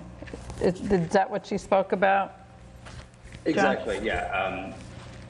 This sort of, the legal sort of parlance, like capricious aesthetic considerations have typically been what has sort of been appealed when site plan reviews, sort of site plans are denied. So if you are to include more specific design guidelines, they have to be really very specific and be the ones you hold yourselves to rather than, a preference for neo-Gothic or modernist architecture type designs. So does any of the work that we did on the Milton Village, can that be applied, or is that more considered guidelines? And That's- any of it, can it? Yeah, that's, can since be that's a used? special permit process, Yeah. Precisely. the guidelines are different there. The standards that are in the zoning are absolutely enforceable because they're in the zoning. Yeah. So can we use those standards? So instead of Some of them were, I looked at those again, and some of those were written very specifically for the conditions in Milton Village. I do. trying not to have to reinvent the whole Yeah. entire wheel. Well, I, of course, I'm a little biased since I did some work and research on what's in Article 1. And I did do the work, too, on that for the Milton Village. Of course, I didn't get a chance to read all of the things that were circulated since last week, so I think it's worth, like Josh suggested, that we should do that. I know it was just today that I asked to circulate that webinar, and I think it would be very helpful for board members to also watch that because it's very specific to 3A or the MBTA communities. And it was an attorney from KP Law and Judy Barrett, the attorney from KP Law, whose name I'm forgetting, and Judy Barrett did that particular webinar, and I watched that before I did the edits for Article 1, and I found it to be really helpful. So I think it is good if everybody, if Karis thinks that those are a good starting point, then I think we should take a look at all of what we have and see what we think. And which, Could be I mean, you mentioned modified. Natick. Does she have a draft of the Natick? She said she would circulate it to us after today's meeting. We're expecting it tomorrow morning. That's very helpful. That is. Okay. So I think, and the other ones that were sent out, did everybody receive those? Can I just ask, had a chance to actually, review. is the site plan approval for, I noticed that Lexington's said it was adopted by their planning board in September, the changes. So some things like our rules and regs are adopted outside of zoning, being adopted by town meeting. So is that the case with our site plan approval, or is it, I think it's actually in our zoning though, is that right, Josh? That is correct. The site plan approval is in, previously section 10, I hadn't internalized what the new recodified zoning section numbers are, but it is in the zoning, and so we need to go through a town meeting approval process. And can you talk or ask Karis whether she thinks that could be done something as a part of the rules and regs, so it doesn't have to go through as a zoning change? I mean, it could be like gets repealed or from the zoning, and then we adopt something separately. That way, it's not tied to a town meeting schedule. Mm-hmm. I can And it could be certainly ask amended Karis. as we need to. Yeah, I don't think I've seen it in other towns' rules and regs, though you did mention, adopted by the planning board. So I could be mistaken about Lexington, but if you wouldn't mind asking her, I just think it would be, because design guidelines we know can be adopted by the planning board outside of the zoning and outside of the sort of town meeting schedule. So I just would like to know that for sure. I will ask. And then sort of what's the timeline? Usually how long does it take to come up with, a final document? Are we looking into March or into I guess April? it depends who's going to work on it, right? So, and how quickly the person working on it can do it, right? So I think that what Josh suggested is everyone review the materials, see what they think. Some of what I included in Article 1 was based on my experience of what I saw as shortcomings, and I think some of those you all have seen too in your time on the board, because our current site plan approval is so minimal, so weak. So it seems to me, rather than a red line, just start with this provision in this other town is a Cut and nice paste. provision, Yeah. and just kind of put a list together, and then see if those things conceptually are acceptable to Karis before doing a. Right. And if cut and paste or a red line can take time, like where is it appropriate? Get the concept first. So that's, I was just thinking, of looking at our schedule, should there be, a meeting, like a couple meetings where the significant portion of the meeting time is Well, I think dedicated? I don't know what else is coming up. on the 8th, we may have time to start on it. And if we, just circulate sort of what we're focusing in on. I just like maybe an 8th. deadlines, so I know what to, Yeah, I mean, time. So I would say if everyone has time in the next, is that 2 weeks, to Yeah. look at what's been circulated and Sean just. won't be here, but yeah. But at least we could get a start on it and a jump on sort of what we would be So wanting. I would love to, so by February 8th, we should if review we could them shoot, if our goal is, for something in May, but a backup in the fall. But I think it's something we've been talking about, and And if it seems like we should be able to. And we should hopefully have an answer about whether it has to be in the zoning versus whether it can be in rules and regs. And that would be helpful. If there's state law, I'd like to understand what's in the state law. We don't need to reinvent the wheel if things are advanced there. Isn't it in Article 1 though already? Yeah, we have a lot in Article 1. Right, we have site plan review in Article 1, so Yes. wouldn't it be tied to any article we bring before town That's- meeting?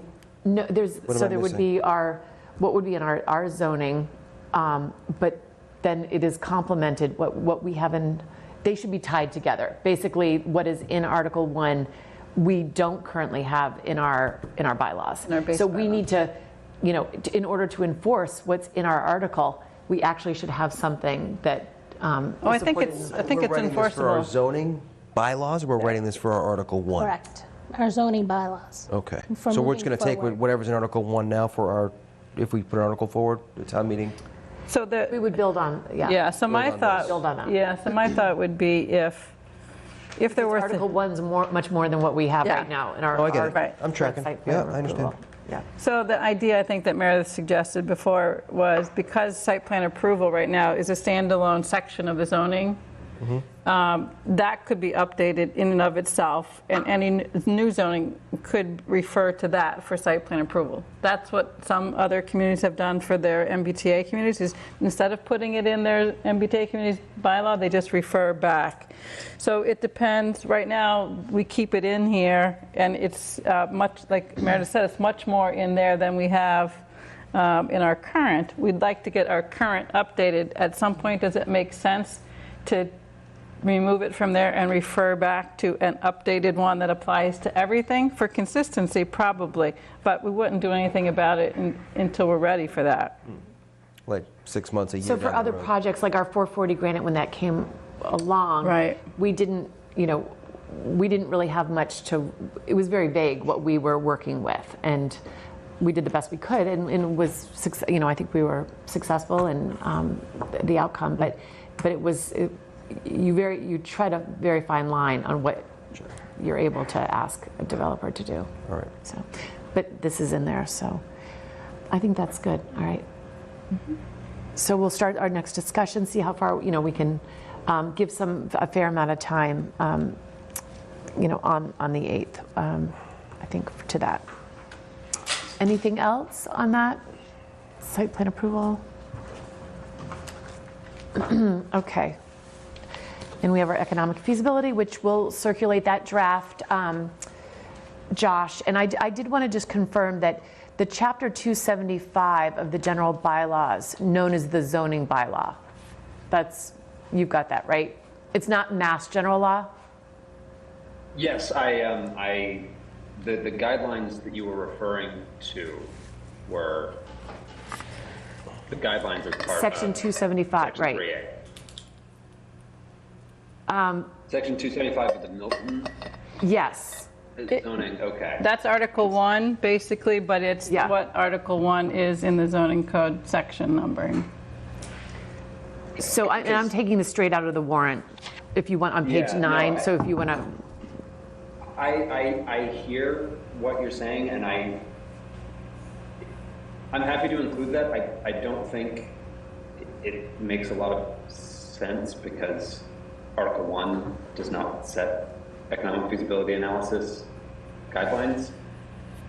But Josh, what we were talking about last week was that the consultant needs to know what's in the districts, what the dimensional standards are. So we wanted to tie it to what was approved in Article 1.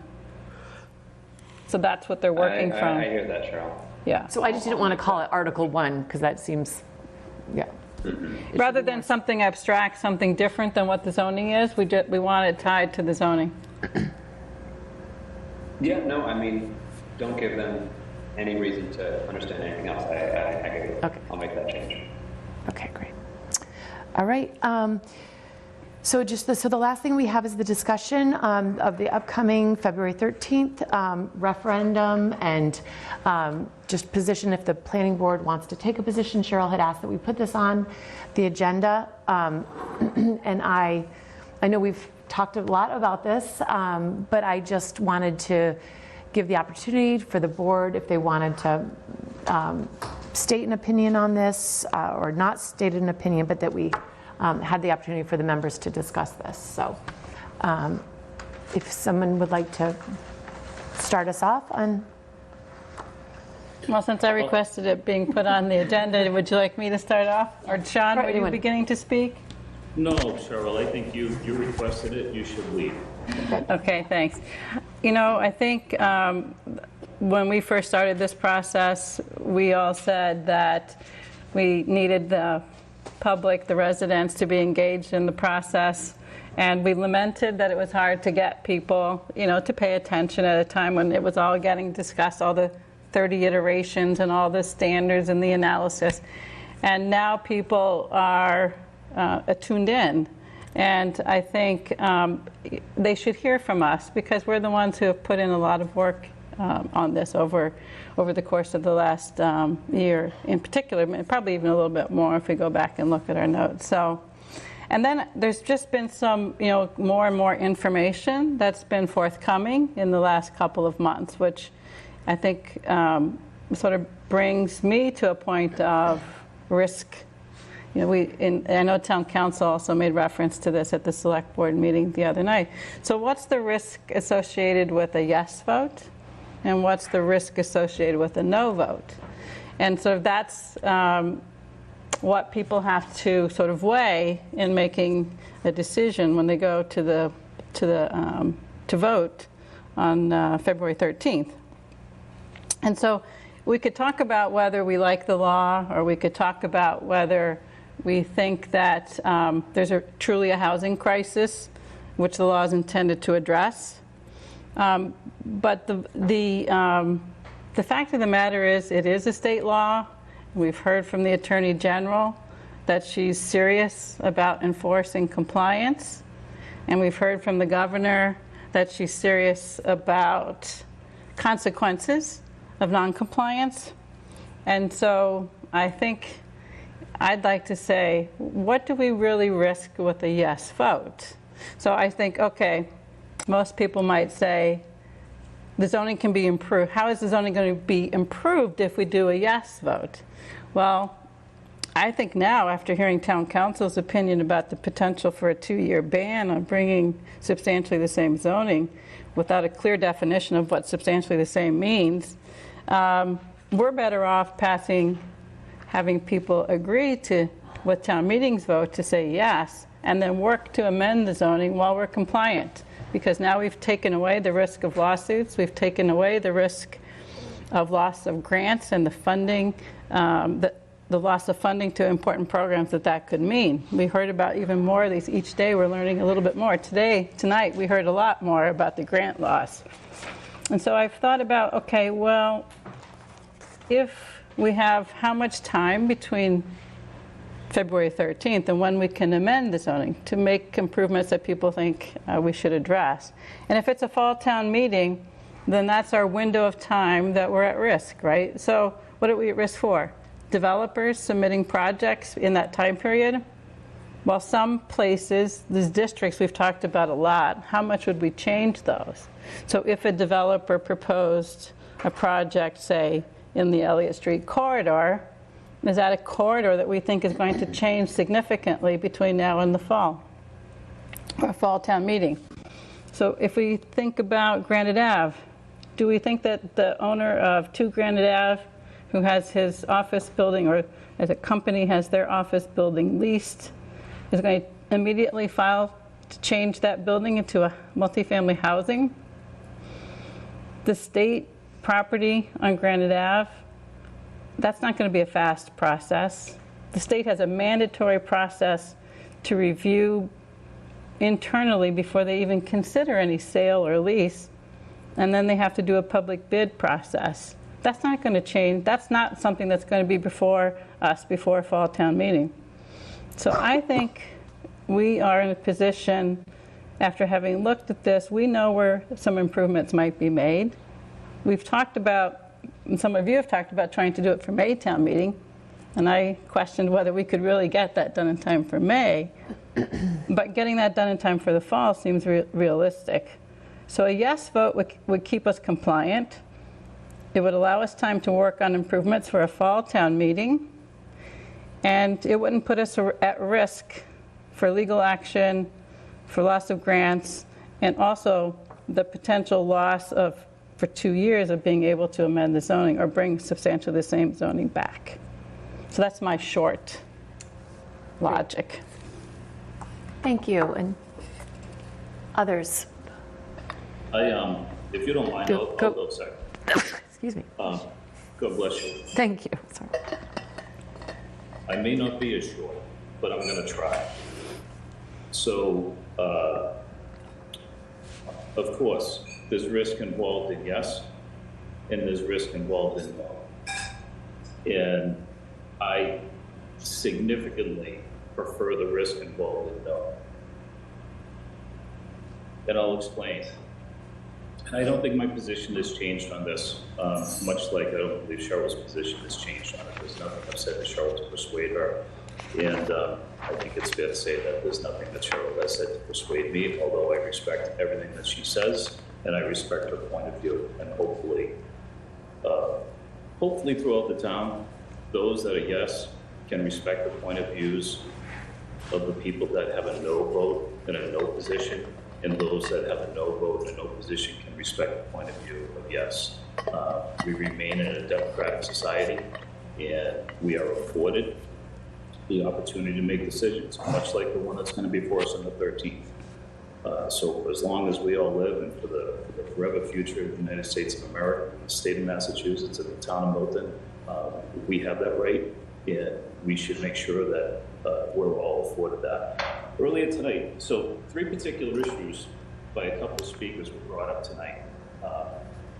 And then in my response, I'd like to address all 3 of them. And one was preservation of character of the town, which obviously we all care about. 2 was financial, basically loss of funding. And the 3rd, I think, most significant was loss of zoning control. So in the course of a few words here, I think I'll capture all of it. First, my position remains, as I have stated for months. I believe we should participate in zoning new housing. I absolutely believe it. I believe we should take advantage of transit to the extent that it's possible. That's how this whole notion of creating housing started, to utilize transit, not just in Milton, throughout the state. I believe we should build as much affordable housing as possible. And no, what's in this current article does not do what I feel we're responsible and could do. And I also believe we should zone responsibly for Milton, and I mean responsibly for Milton. I also believe we should have an internal town financial study of the financial implications by our town officials.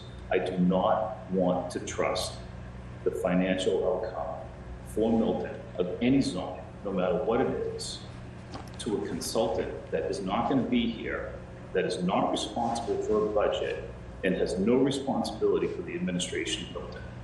I have asked for months for those that are responsible for budgets of our departments in town to be given an opportunity and to provide a comment on how they felt their departments would be impacted by the growth that's outlined in Article A. We have yet to hear that. So, a few more things. The preservation of character. In my opinion, the only neighborhood's character that was preserved was the Elliott Street corridor. We certainly didn't preserve the character of the neighborhood on Granite Ave, and we didn't preserve, necessarily the character of Milton. This is not an article that preserves character throughout the town. We have an overwhelming result in traffic, which everybody knows if you put 1,100 units along Granite Ave and East Milton, the result is going to be traffic. There is no transit in that area, and that is going to be nothing but a traffic implication for that area of town.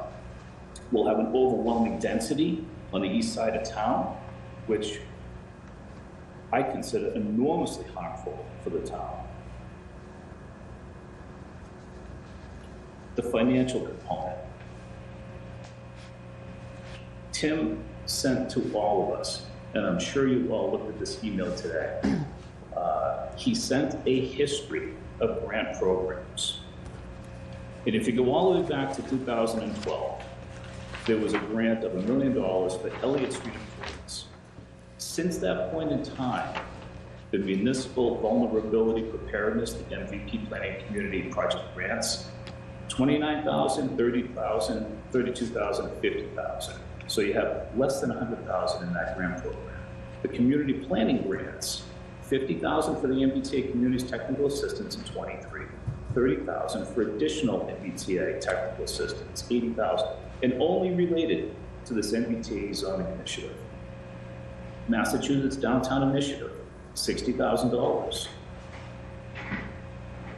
Milton Awards, this is land use planning grants, $40,000. That's it. That's it. Earlier tonight, one of our speakers outlined a tremendous amount of money that I guess it suggested that we're a candidate for. There is no history of Milton ever receiving the kind of windfall that was mentioned tonight by the earlier speaker. No history of that at all. And to plant that thought in the residents' minds that we're walking away from windfalls of money, I think is a very misleading statement.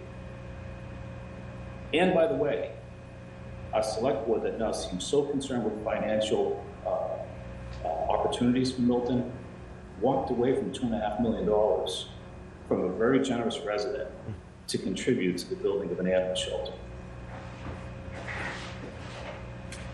So the suggestion that Milton loses zoning control,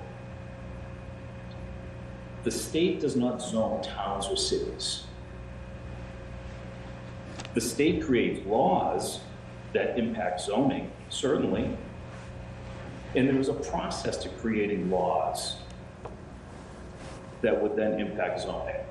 And that process is a legislative process. Our AG does not zone towns or cities. Our mayor does not zone towns or cities. Yes, laws can be created that dictate housing in any town or city, but there is a legislative process that will result, or needs to result, in the creation of a law. And we've heard the Mass General laws referenced earlier tonight. That is what governs zoning. Laws get created that impact zoning in the communities. So, I'm almost 60 years old. And I think from my earliest education, through today, it's always been my understanding that our country and our Commonwealth is governed by law. Not by opinion, not by disappointment, not by dissatisfaction, just by the law. So the statute is specific. And the legal remedy are also very specific. And they're not subject to change because someone's disappointed with how a community complied or didn't comply. They have to follow the law. The remedy is very, very specific.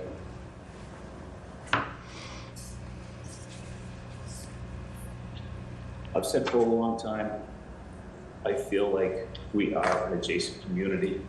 I remain committed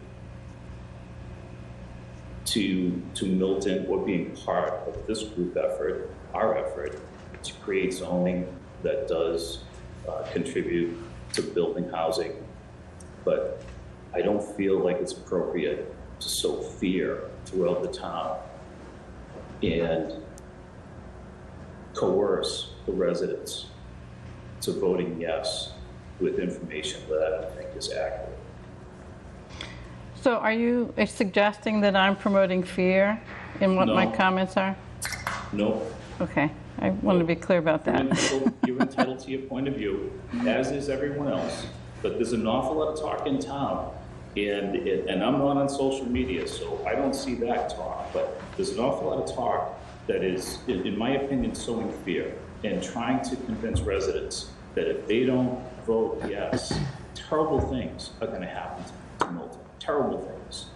The state's going to come in and rezone Milton. We'll financially be in a dire state. It's just, it's So not Sean, accurate. can I just, one of the things you mentioned was about the grants that were mentioned by an earlier speaker. My understanding was they're not future grants, they were grant history. The 1.7 million, I had asked what was that, and the answer was since 2021 for competitive discretionary grants controlled by the governor. And then Carol, on the grant history was given to all of us by Tim. Now, granted, it was, it was 5 o'clock yesterday, Tim outlined the grant program history. Yeah, So, the 1.7 that was mentioned by the speaker was all, I watched the select board meeting on Tuesday night, and that was information provided by the town administrator. And also on the transportation improvement program, the speaker mentioned 6.8 million for the East Milton deck. So that's not future, that's spent. Awarded for projects that aren't built is maybe what you're thinking, but it's awarded for the Squantum and Adams intersection and for the Randolph Ave and Chickasaw, but that's not at risk. So those are the kinds of grants that were used as an example. So I just want to be clear, it wasn't future, it was current, past, and underway. And Cheryl, I will send an email to both Tim and to Nick Milano and ask them to collectively clarify this. Okay. With regard to those roadways, as I understand it, those roadways are under the control of the state. Is that your understanding also? That's my understanding. For Squantum and Adams, or the town of Milton put in a request for funding. I don't think that's state roadway, but I'm not sure. Well, I'm specifically talking about Route 28. Route 28, So 138. those projects, to clarify, those were projects funded per the request of Milton Engineering or DPW staff. So those are all specific to projects where the town of Milton was an applicant. And to expand a bit on the specific TIP discussion, I spoke with Ethan LaPointe, who manages the TIP, and he provided the scorecard that they use for judging all of their requests for funding. Every program that they manage, from bike infrastructure to major roadway upgrades, will see a 5-point penalty if the applicant is a non-compliant MBTA community, and any project within a 3A zone, a sub-district, say we wanted to do more upgrades on Elliott Street, receives a 3-point bonus. Typically, the difference between projects that are funded and not funded, according to the TIP manager, is about 1.5 points. And Josh, then- I guess the question I raised earlier is, what legally does the state have the right to do? What legally? If I could, let me continue on. The law was, there's a statute that they have to follow, and I would expect to follow the statute. And if it's within the, if it's within the statute, then that's their remedy. If it's outside of the statute, then I wouldn't consider it their remedy. There's a little bit of correction to make. So the law explicitly lays out programs that towns are no longer eligible to apply for. Those are the mass works, those are the major grants that are listed in the statute. Towns are no longer eligible to apply. There are a number of other grants that were highlighted in the updates to the regulations that are, again, not applicable. That power is still within the hands of the state. In addition to that, the state has every right in discretionary grants, given the fact that they are discretionary, to rank them as they see fit. And every single agency we've spoken to, Seaport Economic Council, TIP, EEA for MVP funding, has indicated that they are taking MBTA communities compliance into account. So where one is an ineligibility to apply, the rest are effectively, you're welcome to apply, but it is highly unlikely that those grant applications will be funded. And I will also say that ineligibility is not the remedy as you describe it. That is a consequence of non-compliant zoning. The statute says that we shall have zoning. So the remedy to not having it is having it, and it will be imposed, as the AG and Ed Augustus, the Secretary, has said. It will be imposed through legal action by a judge or a special master, as they've done in other cases. Yeah, I remain of the point of view that the harm of proceeding with a yes vote is far greater than the harm of moving to a no vote and creating zoning that's better for Milton. Thanks for the information. I'm not providing anything other than just the facts that you requested. Yeah. All right. Thank you both. Maggie or Jim? Yeah, so I have a lot to say all over the place. First off, some may argue that the grant used in East Milton Square was a waste of money. And some would argue that the grant used on Squantum Street actually made things worse and increased our impervious surfaces, because years ago I reached out and said I would take over that island at the corner of Squantum Street and Granite Ave and do a planting there. So they had the opportunity to increase, the town had the opportunity, free of charge, to have a private contractor to come in and take it over and make it more friendly. And as we know, adding plant material is a traffic calming measure, and we certainly need it on that roadway. So to me, the no vote is an obvious choice. Our responsibility is to the residents who live in town today. It's not our job to solve the world's problem from our little local level. We're doing our part as best we can, but it's just not our responsibility to take on all the problems of the world. I agree that there is a lot of fear that is being used to intimidate our residents. And to Sean's point about respecting each other's opinions, I personally received a voicemail at my place of business, and a previous speaker talked about the real consequences the town is experiencing. But I'll tell you about my personal real consequences, that I'm being harassed, and this person is a town meeting member, and I know who it is.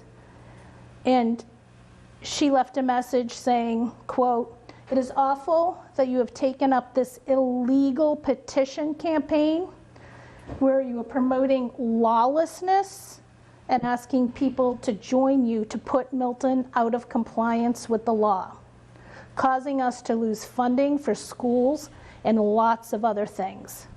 And to put your business name behind it is really disgraceful. And I think it's not going to bode well for you in terms of business, because me and my neighbors are shocked that you are flaunting this. So I just called to let you know." So the select board, always is reading a no place for hate proclamation. They claim we're a no place for hate community. But this is one of the most hateful messages that I've received in my business. And I think these statements are unnecessary. And I think that that having elected officials who are acting this way is an embarrassment. Again, back to the Attorney General's letter. I understand where the Attorney General's coming from. She needs to flex the muscle. It's politics, and politics shouldn't be scary. It's actually predictable. I find it interesting that she mentions that Milton has our own bylaws, but it's really ironic that she fails to mention that one of them allows us for a ballot initiative. I would think her statements about how she stands ready to work with us would include some type of parallel path that we could take if the bylaw is voted down. She states that the cumulative legislative vote was 183-4. But she fails to mention that the MBTA law was buried in that 3,000-page economic bill. Yes. The economic bill was passed 183-4. And I kind of wonder how many of our legislators actually knew about this MBTA zoning. Their main focus was getting funding for their towns. And my question is, I wonder what their vote would be today if the MBTA law was a standalone vote, and a standalone law. And maybe that's what we should be pushing for.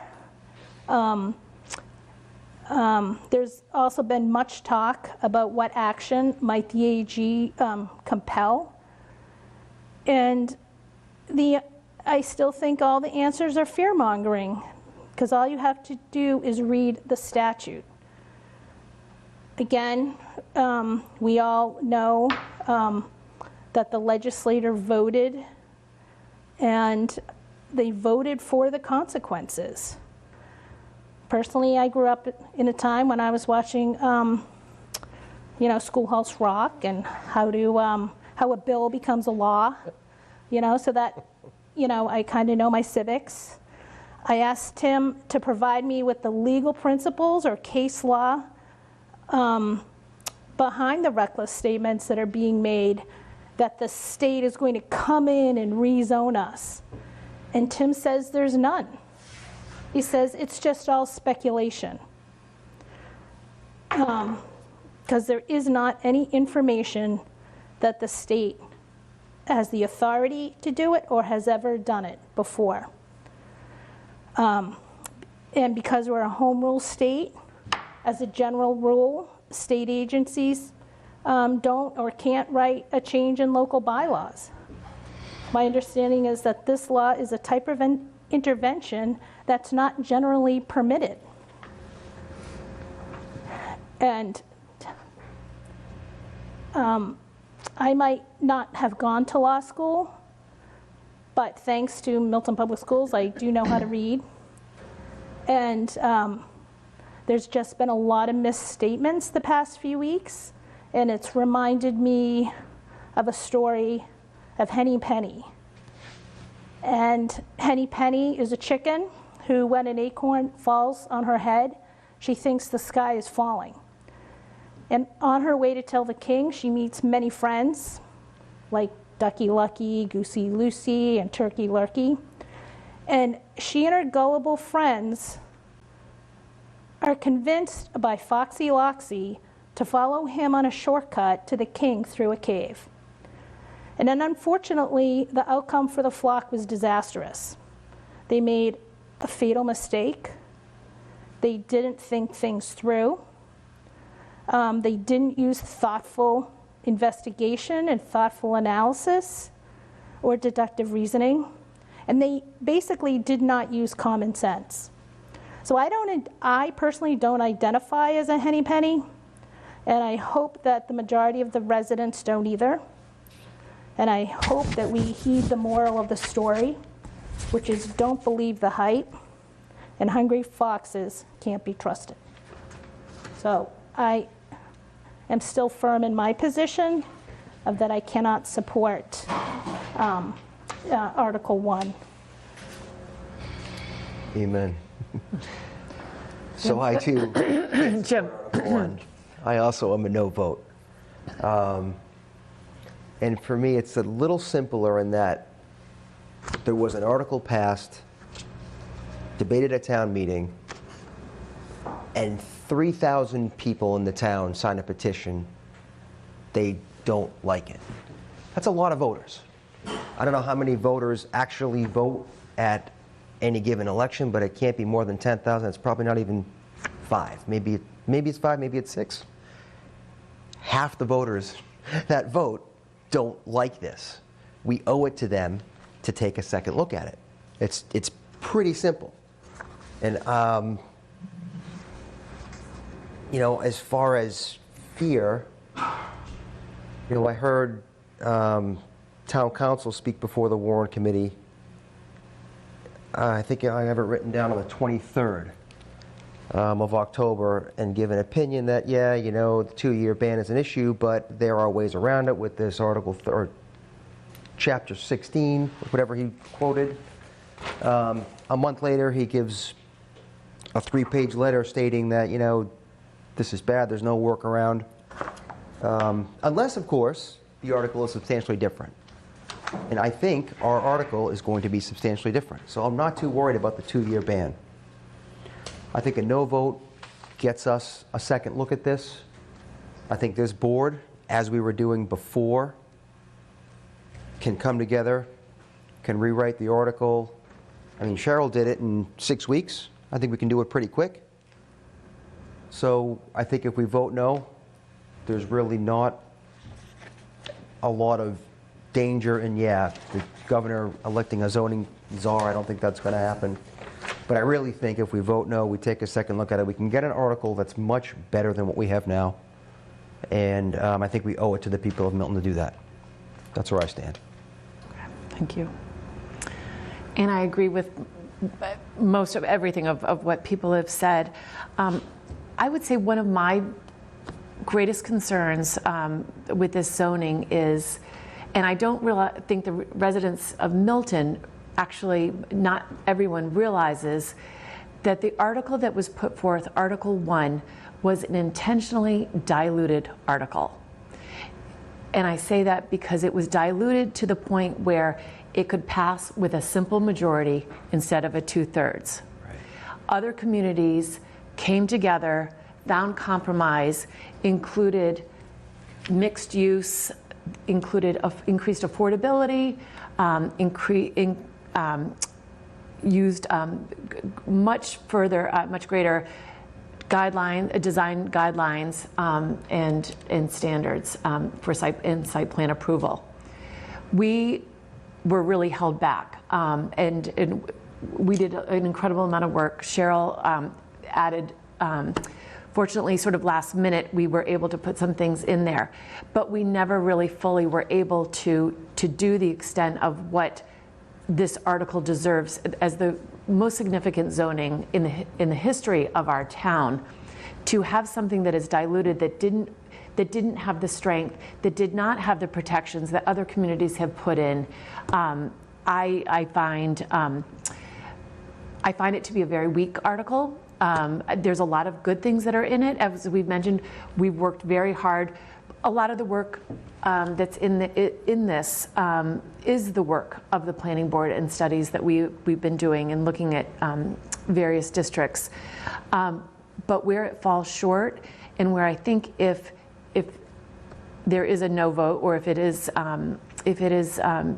does not get support at the referendum, I would like to see us foremost, I think, focus on the East Milton area. I think that is one of the weakest points also of this, is that we never really had the opportunity, like we did in the Columbine neighborhood.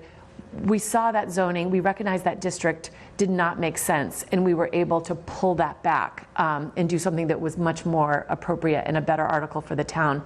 We never got that opportunity. We were in the process of studying East Milton, and I think there's things that we would like to change in that aspect. If this does not, if there's a no vote, if this does not go through, I would ask and implore the select board to really go back and try to work with the state. I think a no vote from the community will be a signal on different levels.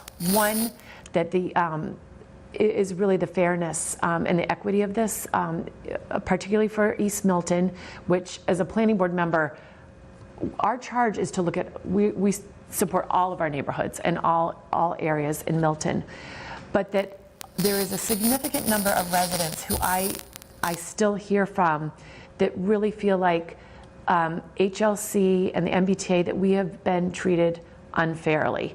And this, unless there's a significant effort, and it's not that we have not tried, the select board has not written letters, but that people feel like the letters that were written were really lacking sincerity and lacking effort for us to really fight. Not that the select board is not in favor of additional housing and improving, because they absolutely are.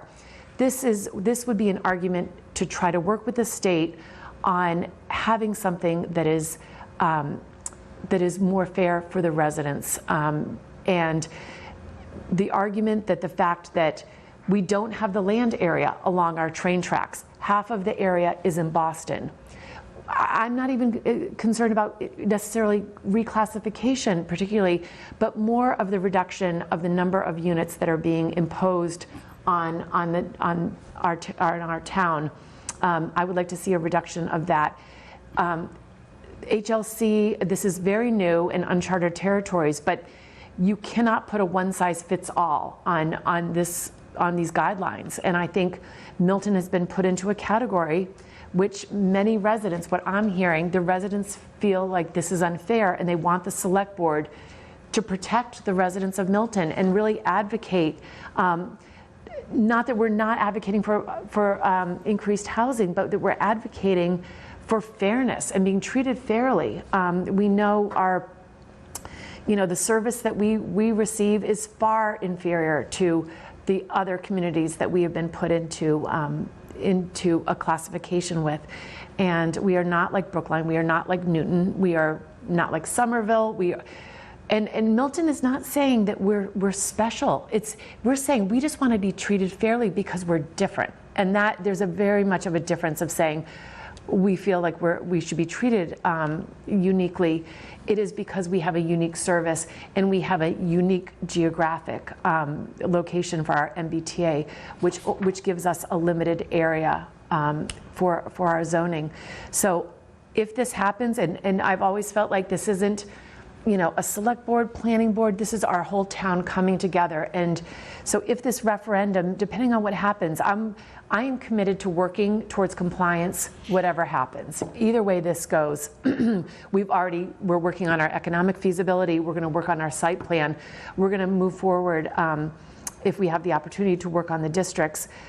So I am committed to that, but I would like to know that if this does not happen, that the select board will hear the voice of the residents saying, we have asked for us to continue to try to work with the state and getting to a place where we can be compliant, but that the residents feel like that we have been treated fairly. And I think that the vote is really about feeling like the voices that have not been heard, that feel like this has not been fair.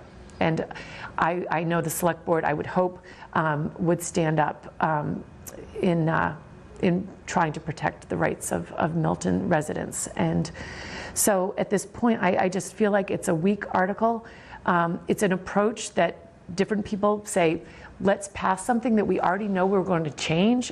That doesn't make sense. And I understand, and that's why I don't want to waste time, and I want to move towards compliance, but I don't want to say, let's pass something that we know is a weak article and fix it later and come back and we can always improve it. I just don't think that's the way a town of Milton has ever approached zoning. We don't just pass something and then say, you know, we'll just change it later. I don't think we go into it with that approach, and I think. I hope you're not implying that that's how I am addressing. I'm not saying no, but there have been many voices that have said, we know this isn't the greatest article. One of our speakers tonight said, this isn't an article I would necessarily support, but they're afraid of the ramifications. I think that people are referring to the law more than the article, but. And I understand, and I do appreciate, and I'm listening to both sides, and I do hear both sides, and I'm very aware of I am a very risk-adverse person, but I do feel like this is worth getting this right, being focused on being compliant, but that we also continue to work with the state on doing what is ultimately the right thing for the town. So. Can I add something? Absolutely. Because at the beginning I talked about the risk. I think we also need to be honest with the residents about, this is a complex law. It's not solved in 6 weeks. We spent months and months looking at compliance models. What I did on the language was to look at design standards and site plan approval, because that's purely the language. It's not the districts and the dimensional standards. As you all know, I studied, because I showed you what my analysis was, our neighborhoods and what is on basically the existing zoning and what is there, how it doesn't match the existing zoning, but what we have, so that we could design this zoning and those dimensional standards to be compatible with the neighborhoods.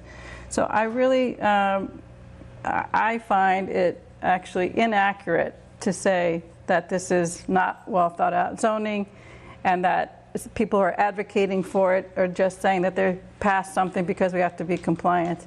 I don't think that's true. I think a lot of people understand this zoning, especially after all the information sessions and talk that there has been about it. We spoke about, at every meeting here, each neighborhood, including Granite Ave, and we all know that the requirements in the law say 15 units an acre density.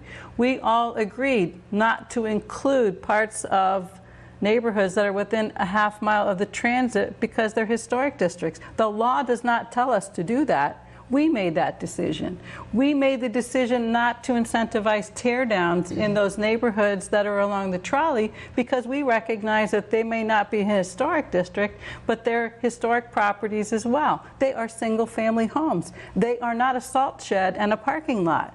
We made deliberate decisions to protect neighborhoods. Yes, what that meant is lower density in some areas, which means we need higher density in some areas. We've spoken about that. That's honesty. We know that Granite Ave is one of the areas we discussed as being a place that could take more density. Not that much more. We didn't discuss that much more. I didn't say that much, okay? Okay. We talked about other neighborhoods or areas that could also have larger lots that could take higher density as well. What we saw was we were going to exceed our zone capacity minimum by lots of units, hundreds if not thousands. So when we talk about making improvements, it's not little tweaks, it's big discussions that will affect other neighborhoods just as significantly. And neighborhoods that, for example, on Randolph Ave already have 240Bs coming along. Neighborhoods like near Town Center, which has a 40B, an expansion at Winter Valley, a memory care facility and a school, and a 40B on Blue Hills Parkway. Every neighborhood has multifamily or 40Bs that are coming. It is not, I think that when we talk about the fact that there's parts of town that have an unbearing or an undue responsibility, I don't think that's true. We have to talk about each part of town absorbs something. There's a high school, there's schools, there's a hospital. There are other resources besides multifamily and besides zoning that other parts of town share. Everybody in the town shares from the benefit of, but more the neighbors who live near them also have greater impacts. So it's just not MBTA zoning that we're talking about when we're looking at new development across the town. So I think we need to be clear. This is not something that's going to be, oh, the planning board, if they just got another 6 weeks, can solve the problem and everyone in town is going to be happy. We know that it's impossible to have everyone be happy. So what we're talking about, is this a good plan? I think it is a good plan. Could it be improved? Possibly, but that's going to take a lot of work, and it's not something that we can guarantee that everyone will be happy. I think we need to be very clear about that too. Great, thank you. Meredith, can I just say one thing in response? Cheryl, I think through the course of the time, there were a lot of good components that were accomplished. There's no doubt about it. No doubt about it. The real issue is 25% is what creates what we have in town. I think I'm confident that if we were an adjacent community, would everybody be 100% happy? Maybe not, but would there be a significant chance that the town would accept the zoning that could be created? Yeah, I think so. And I've said in the past, you may recall, I was never even hard on 10%. You know, we could come up with great zoning that might be 11, 12, 13, 14%. I don't know. But it would be zoning that would be respectful of what we would want to accomplish in each neighborhood. So I don't want this meeting to end tonight with you feeling that that I have an opinion that good work wasn't done. That's not the case. There was a lot of good work done, really good work done, that could be, part of really good zoning. The issue is 2,460. Thank you, Sean. And I would agree with that we worked very hard, and there's a lot of good things here. So, but and I agree, it won't be overnight, but we're already, I think we can have an economic feasibility study that for May town meeting we could improve our affordability just at that point. So I won't take up any more time because I think we can do the work. I think, like you said, we've done a lot of work. We have a lot more to do. Let's bring it. Let's do it. The compliance, what we do is relying upon the compliance model. If you're not interested in being compliant with the guidelines, that's a whole other story. So like going back to other meetings where I've said this, we should be clear about what we're talking about would be a better article. If a better means it's not compliant with what we understand to be from town council, likely to be enforceable guidelines, that's town council has given us lots of opinions that are not black and white, that are sort of levels of probability, and he's given us a high level of probability that the guidelines are enforceable, and he's given us a high level of probability that it's going to be difficult to do zoning that's not that's considered substantially different. So we have to look at those because we don't have the black and white. So we go back to the question of what would the planning board be working on that's better? Is it better in whose eyes? Better against what criteria? Better for one neighborhood versus another?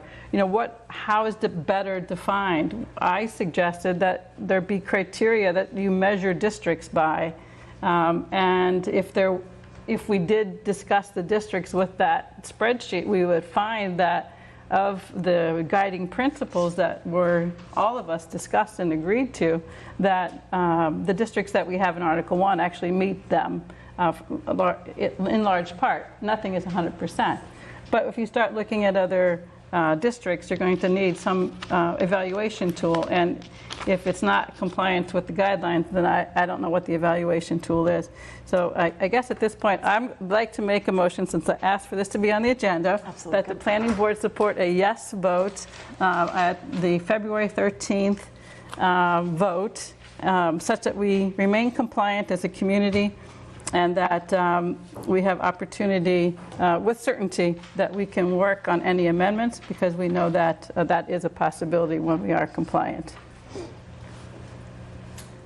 Well, I'll second it, So we can vote so on it. we can vote on it. Yeah. Oh, all right. Thank you, Maggie. I was going to do it if you. Right. That's the right thing to do. Yeah. And again, I just, before, not to discuss this, but just to say that I have enjoyed the respectful dialogue that every member has had, and that we really listen to the majority, the minority opinion, but that everyone feels heard. And I just want to thank you for the respectful dialogue between the planning board members. So with that, we'll do a roll call vote. If we want to start, Sean? No. Maggie? No, I do not support. Jim? Absolutely not. No. Cheryl? Yes? And at this time, I'm not ready to support the article stance. So you're a no? A no. So, great. All right. Anything else? I know there's a couple of things that people have asked to have on the agenda. One thing that's coming up, there's a lot of talk about the stretch codes, what's happening. It's really, the select board is now, I believe, voted to put that forth. It is something that town meeting will be looking at, but we thought it might be good to put it on the agenda to sort of get a better understanding, the residents to know that what is happening with this, the changes, what has already been adopted by town meeting. And we were thinking about possibly having, or I was thinking about, I haven't even talked to Tim, but having, or Josh, maybe having somebody from the building department to come and talk about the current stretch codes, and really maybe how this would affect not only residential housing additions, but multifamily housing and future projects that we would be looking at in terms of what we would be asking for sustainability, and to know what's expected, what's required, and what, how we could really most fairly get applicants to move towards sustainability, but being aware of the costs and the impacts of that. Yeah, what I that would think mean. that'd be helpful, because, I'm the planning board's rep to the Climate Action Committee. And as I've always said, Milton's greatest asset are our residents. And on that committee, there's a lot of smart people on that committee. And so we are discussing that, amongst other things, trying to come up with a climate action plan. So I think that would be a great idea. So I would support that, but I also, speaking of that, would support having committee updates. I think That was the other thing I was going to. just the Master Plan Implementation Committee is probably due to have an update soon. And the the duration of the committee is until, I think, the fall, maybe October. October. Yeah, October. So I would like to give an update on that, and sort of where the committee's not sort of finalized kind of suggestions and recommendations like we would be required to in October, but just to give an update. And I'm. So for the 8th, is that something that you would feel ready to I'd do? rather have another MPIC meeting, which is not until after the 8th. Okay. So maybe the first meeting in March. Okay. For MPIC, but if climate action's ready to go before then, and if the capital improvement, and I don't know what other committees Maybe we could do have, both but- of those that first Yeah, meeting in March. We're still, in the process. But I think it would But be it's interesting just- to hear what Yeah. you're talking about. It doesn't have to be finalized anything. Yeah, And then that's Sean would be another there, so- question is, that I have as being the planning board rep, if they're starting to take, votes on things, should I be coming back and saying to the planning board, what's the planning board's position on whatever we're going to be voting on? Or am I allowed to, vote the way that I want to vote? But I feel like I'm not just a resident, I'm your rep. So I want to listen to everybody's, ideas and reflect that back to the So committee. I'm not even sure what you're going to be voting on. So that's where a committee update and what your charge is, because it's such a new committee. I think just kind of the background would be helpful. And then, to the extent that it's Things something. are going to be upcoming.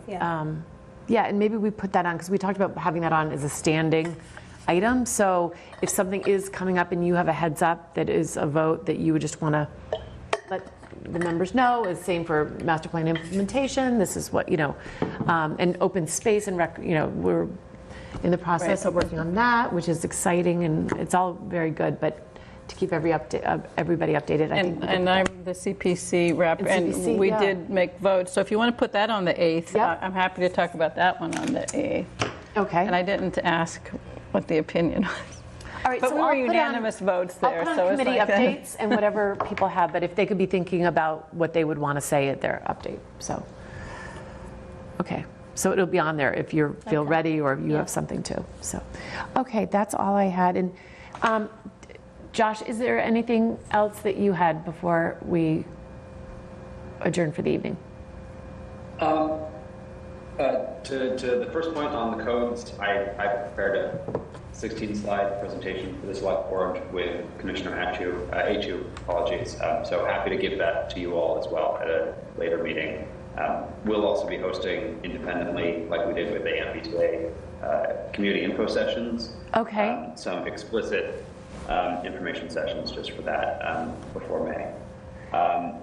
One other thing that the board indicated they wanted to discuss in meetings about MBTA communities was use of the town's traffic model. Oh, right. So Tim and I spoke with Jeff at Beta. The data needed to do that traffic analysis is number of units, location, and housing typology. So they would be quite easily able to do a traffic analysis of the approved sort of zoning districts in Article 1. But if this board wanted to do analysis of a hypothetical changed MBTA communities compliant zoning, the districts and the unit counts would have to be established before we did the transportation analysis. Is that something you could have for the 8th? That traffic piece? I don't know. An analysis of Article 1? Of the current, yes, the Article 1. I don't think they could probably do it that fast. But. Yeah, and they need to be paid. Do you know what the cost would be for them to do it? Jeff didn't give us a firm amount, but in previous studies they did for traffic changes on Pleasant Street, it's between sort of 8,000 and 12,000 for running the model and analysis of its results. Okay. So would that be, you think, like East Milton would be maybe, if they looked at one street, so let's just say 10,000 for East Milton, 10,000 for the transit area? I'm just throwing out numbers. If you can ask them if that, just so we have a order of magnitude idea of what it might cost. Yeah, so it's more about the depth of analysis, more so than the geographic area. To do intersection performance analysis, that kind of more ingrained analysis would be a lot longer and be more tied to the number of intersections that gets analyzed. Running a sort of high level in terms of unit count and location will mean that there's sort of the fewest amount of assumptions going into that modeling work, which I know this board has expressed sort of a leeriness towards.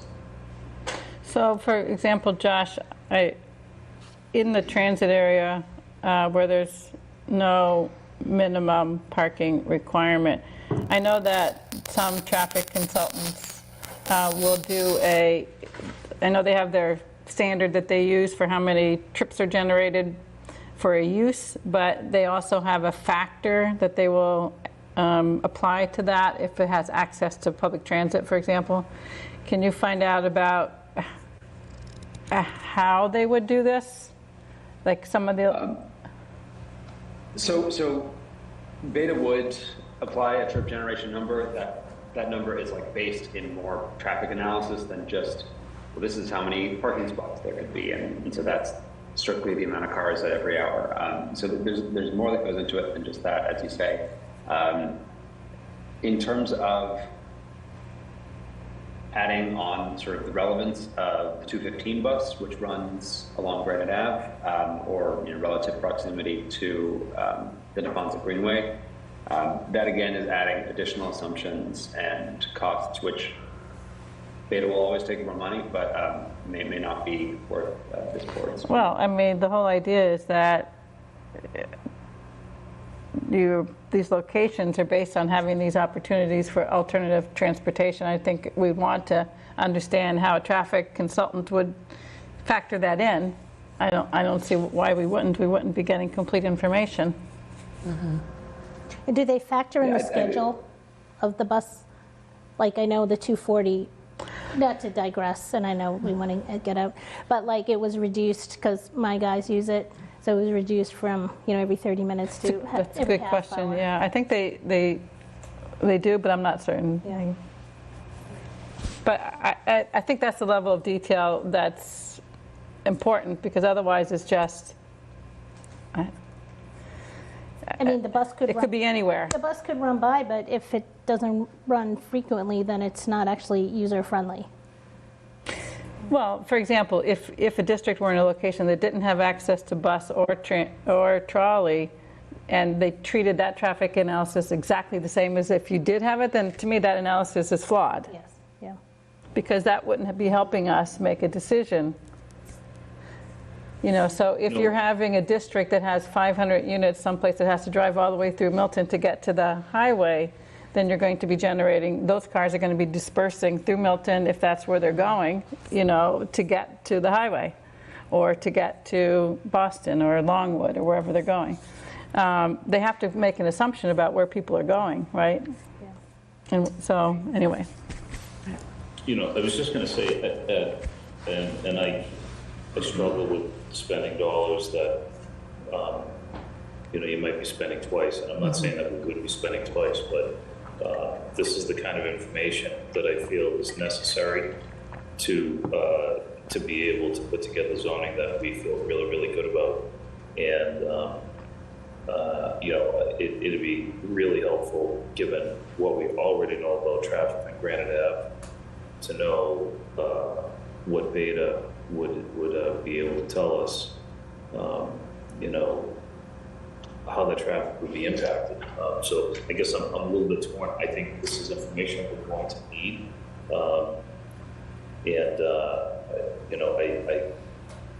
I hear what Josh is saying, if you either do the analysis on this current article, or you wait until you have something that's modified and do it on that.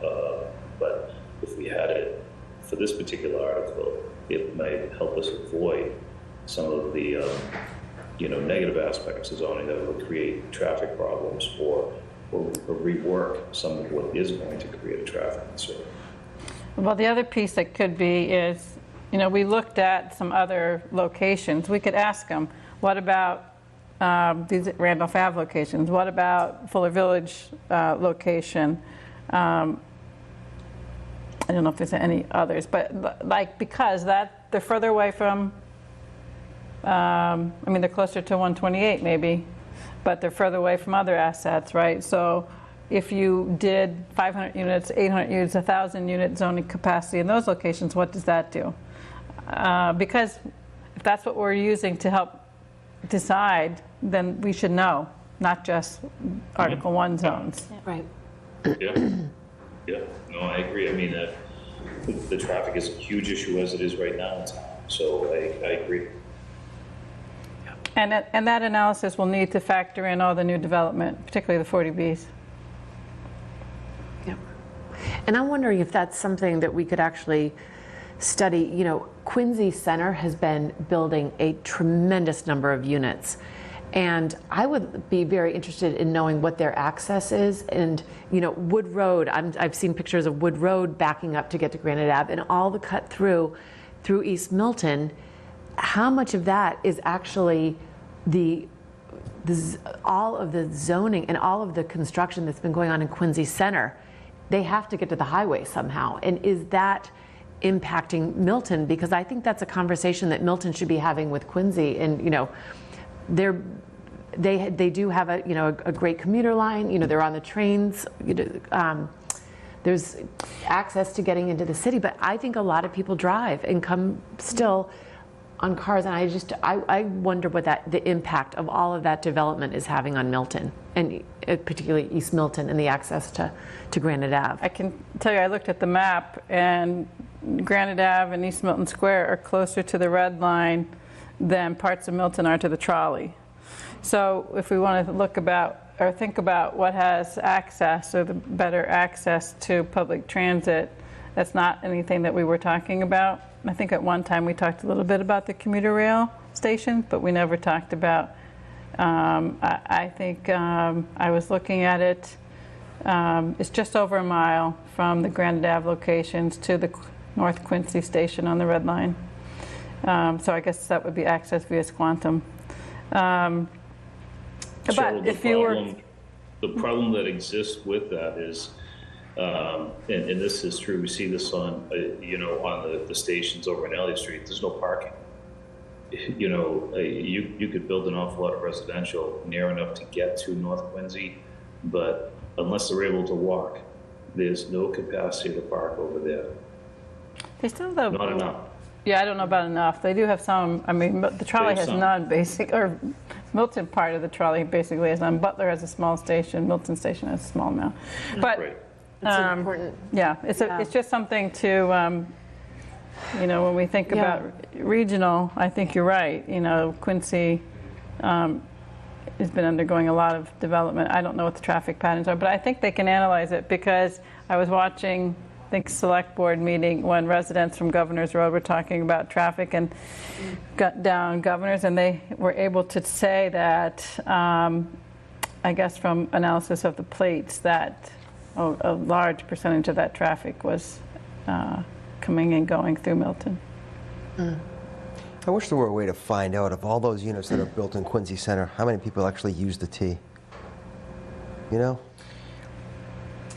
It's Just some of assuming them everyone's maybe. going to ride the T if they live next to it. Well, what if you work in Bridgewater? I mean, it's like...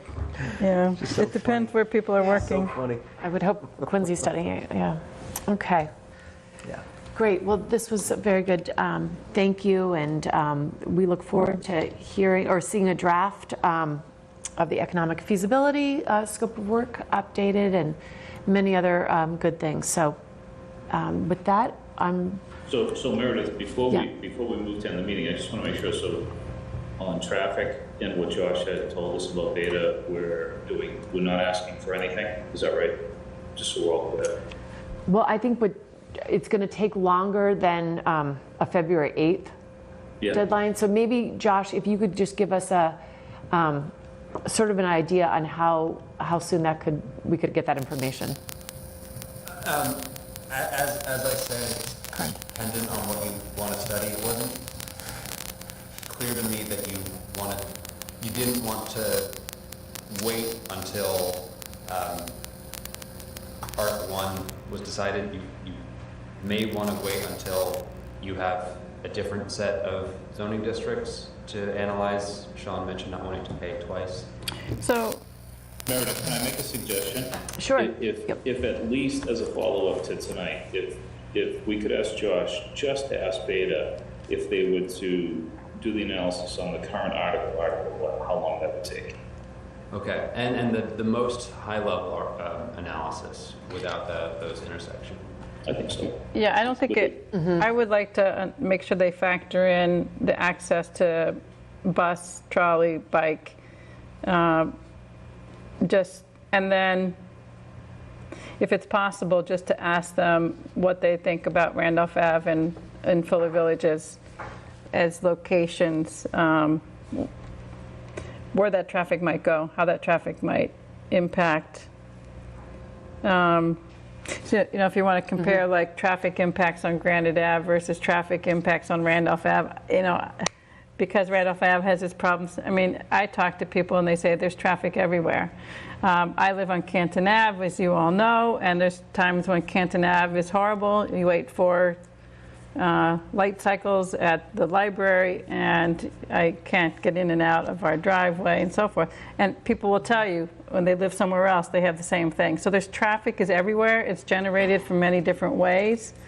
So I really think that we need to look at I'd like to ask them their opinion about the capacity of particular roadways to take you know, whatever traffic's generated by 500 units, 800 units, 1,000 units.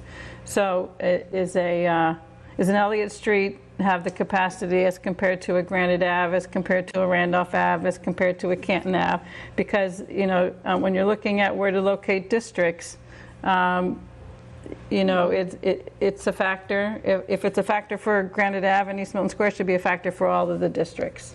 And then also, like, back to, like, the 40Bs, I can't recall the final permit for the first 40B on Randolph Ave, but at one point, written into that permit was no left-hand turn onto Randolph Ave.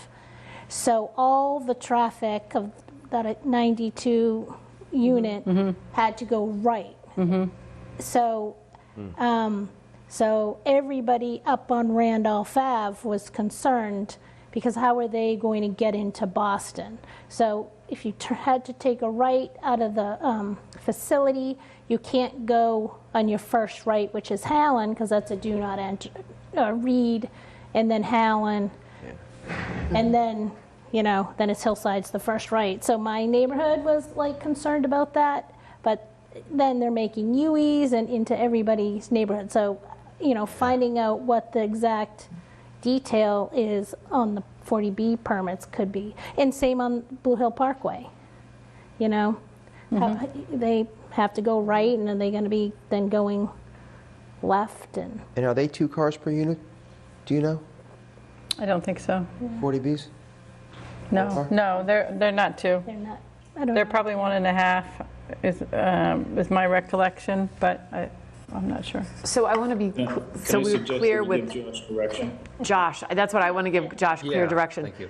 For where we're beginning at this point, because I think we're focusing on all of our districts, but do we want to focus just on Granite Avenue initially? But I agree with you, because I'd say just east. Granite Ave is I don't think so, because I'll tell you that Adams Street has a backup problem, because everyone who wants to go on the back way and bypass Squantum goes Gallivan Boulevard, and so there's a huge flow and backup that happens on Adams Street and 203 on the access to 203. I mean, I hear a lot of people in response to concerns about the impact to traffic on Granite Ave. They say, well, what about this street, and what about this street, and what about Elliott my Street, neighborhood, and what about my neighborhood? Yeah. So I don't think it's, I would support at all just limiting it to Granite Ave, because, you know, in fact, there's a lot of zone capacity and a lot of multifamily already in the Elliott Street corridor. And as you said, Adams Street backs up. I've said Canton Ave. People have said to me, Blue Hills Parkway, Blue Hill Avenue, and Randolph Avenue, and it comes together. Avenue, everywhere. Yep. No, it's. I'd say look at Article 1 as a beta, the whole thing, if we can afford it, and if it's time reasonable. That's what I would go with. I would suggest Article 1 plus the 2 bigger districts that we had Fuller talked Village about. Yeah. And Randolph Ave? Yes. That just the parcel? They were the ones that I think MAPC studied, and we could just use those. Does that sound reasonable? And then Josh, maybe you could come back with like a price on what that would Yes. roughly be to do all seems- of those, the MBTA districts. I think that's important. Yeah. Yeah. It sounds like there's interest in the 40Bs. I will say I think that adds a level of complexity that may add more time and expense than you want. Yeah. to give to it. I think But maybe start with the Article 1 districts. and- Start with the districts. Maybe just But start then with we could- Article 1 then? I could probably just look at the permit. Article 1 Josh, for now. I think it's reasonable for all of us to say that if they just did Article 1, we know that the 40B projects won't make it better, Sure. whatever the analysis is. I agree. I'm trying to say that there's some Yeah. amount of common sense that you can apply to this Yeah. that should hopefully save you money.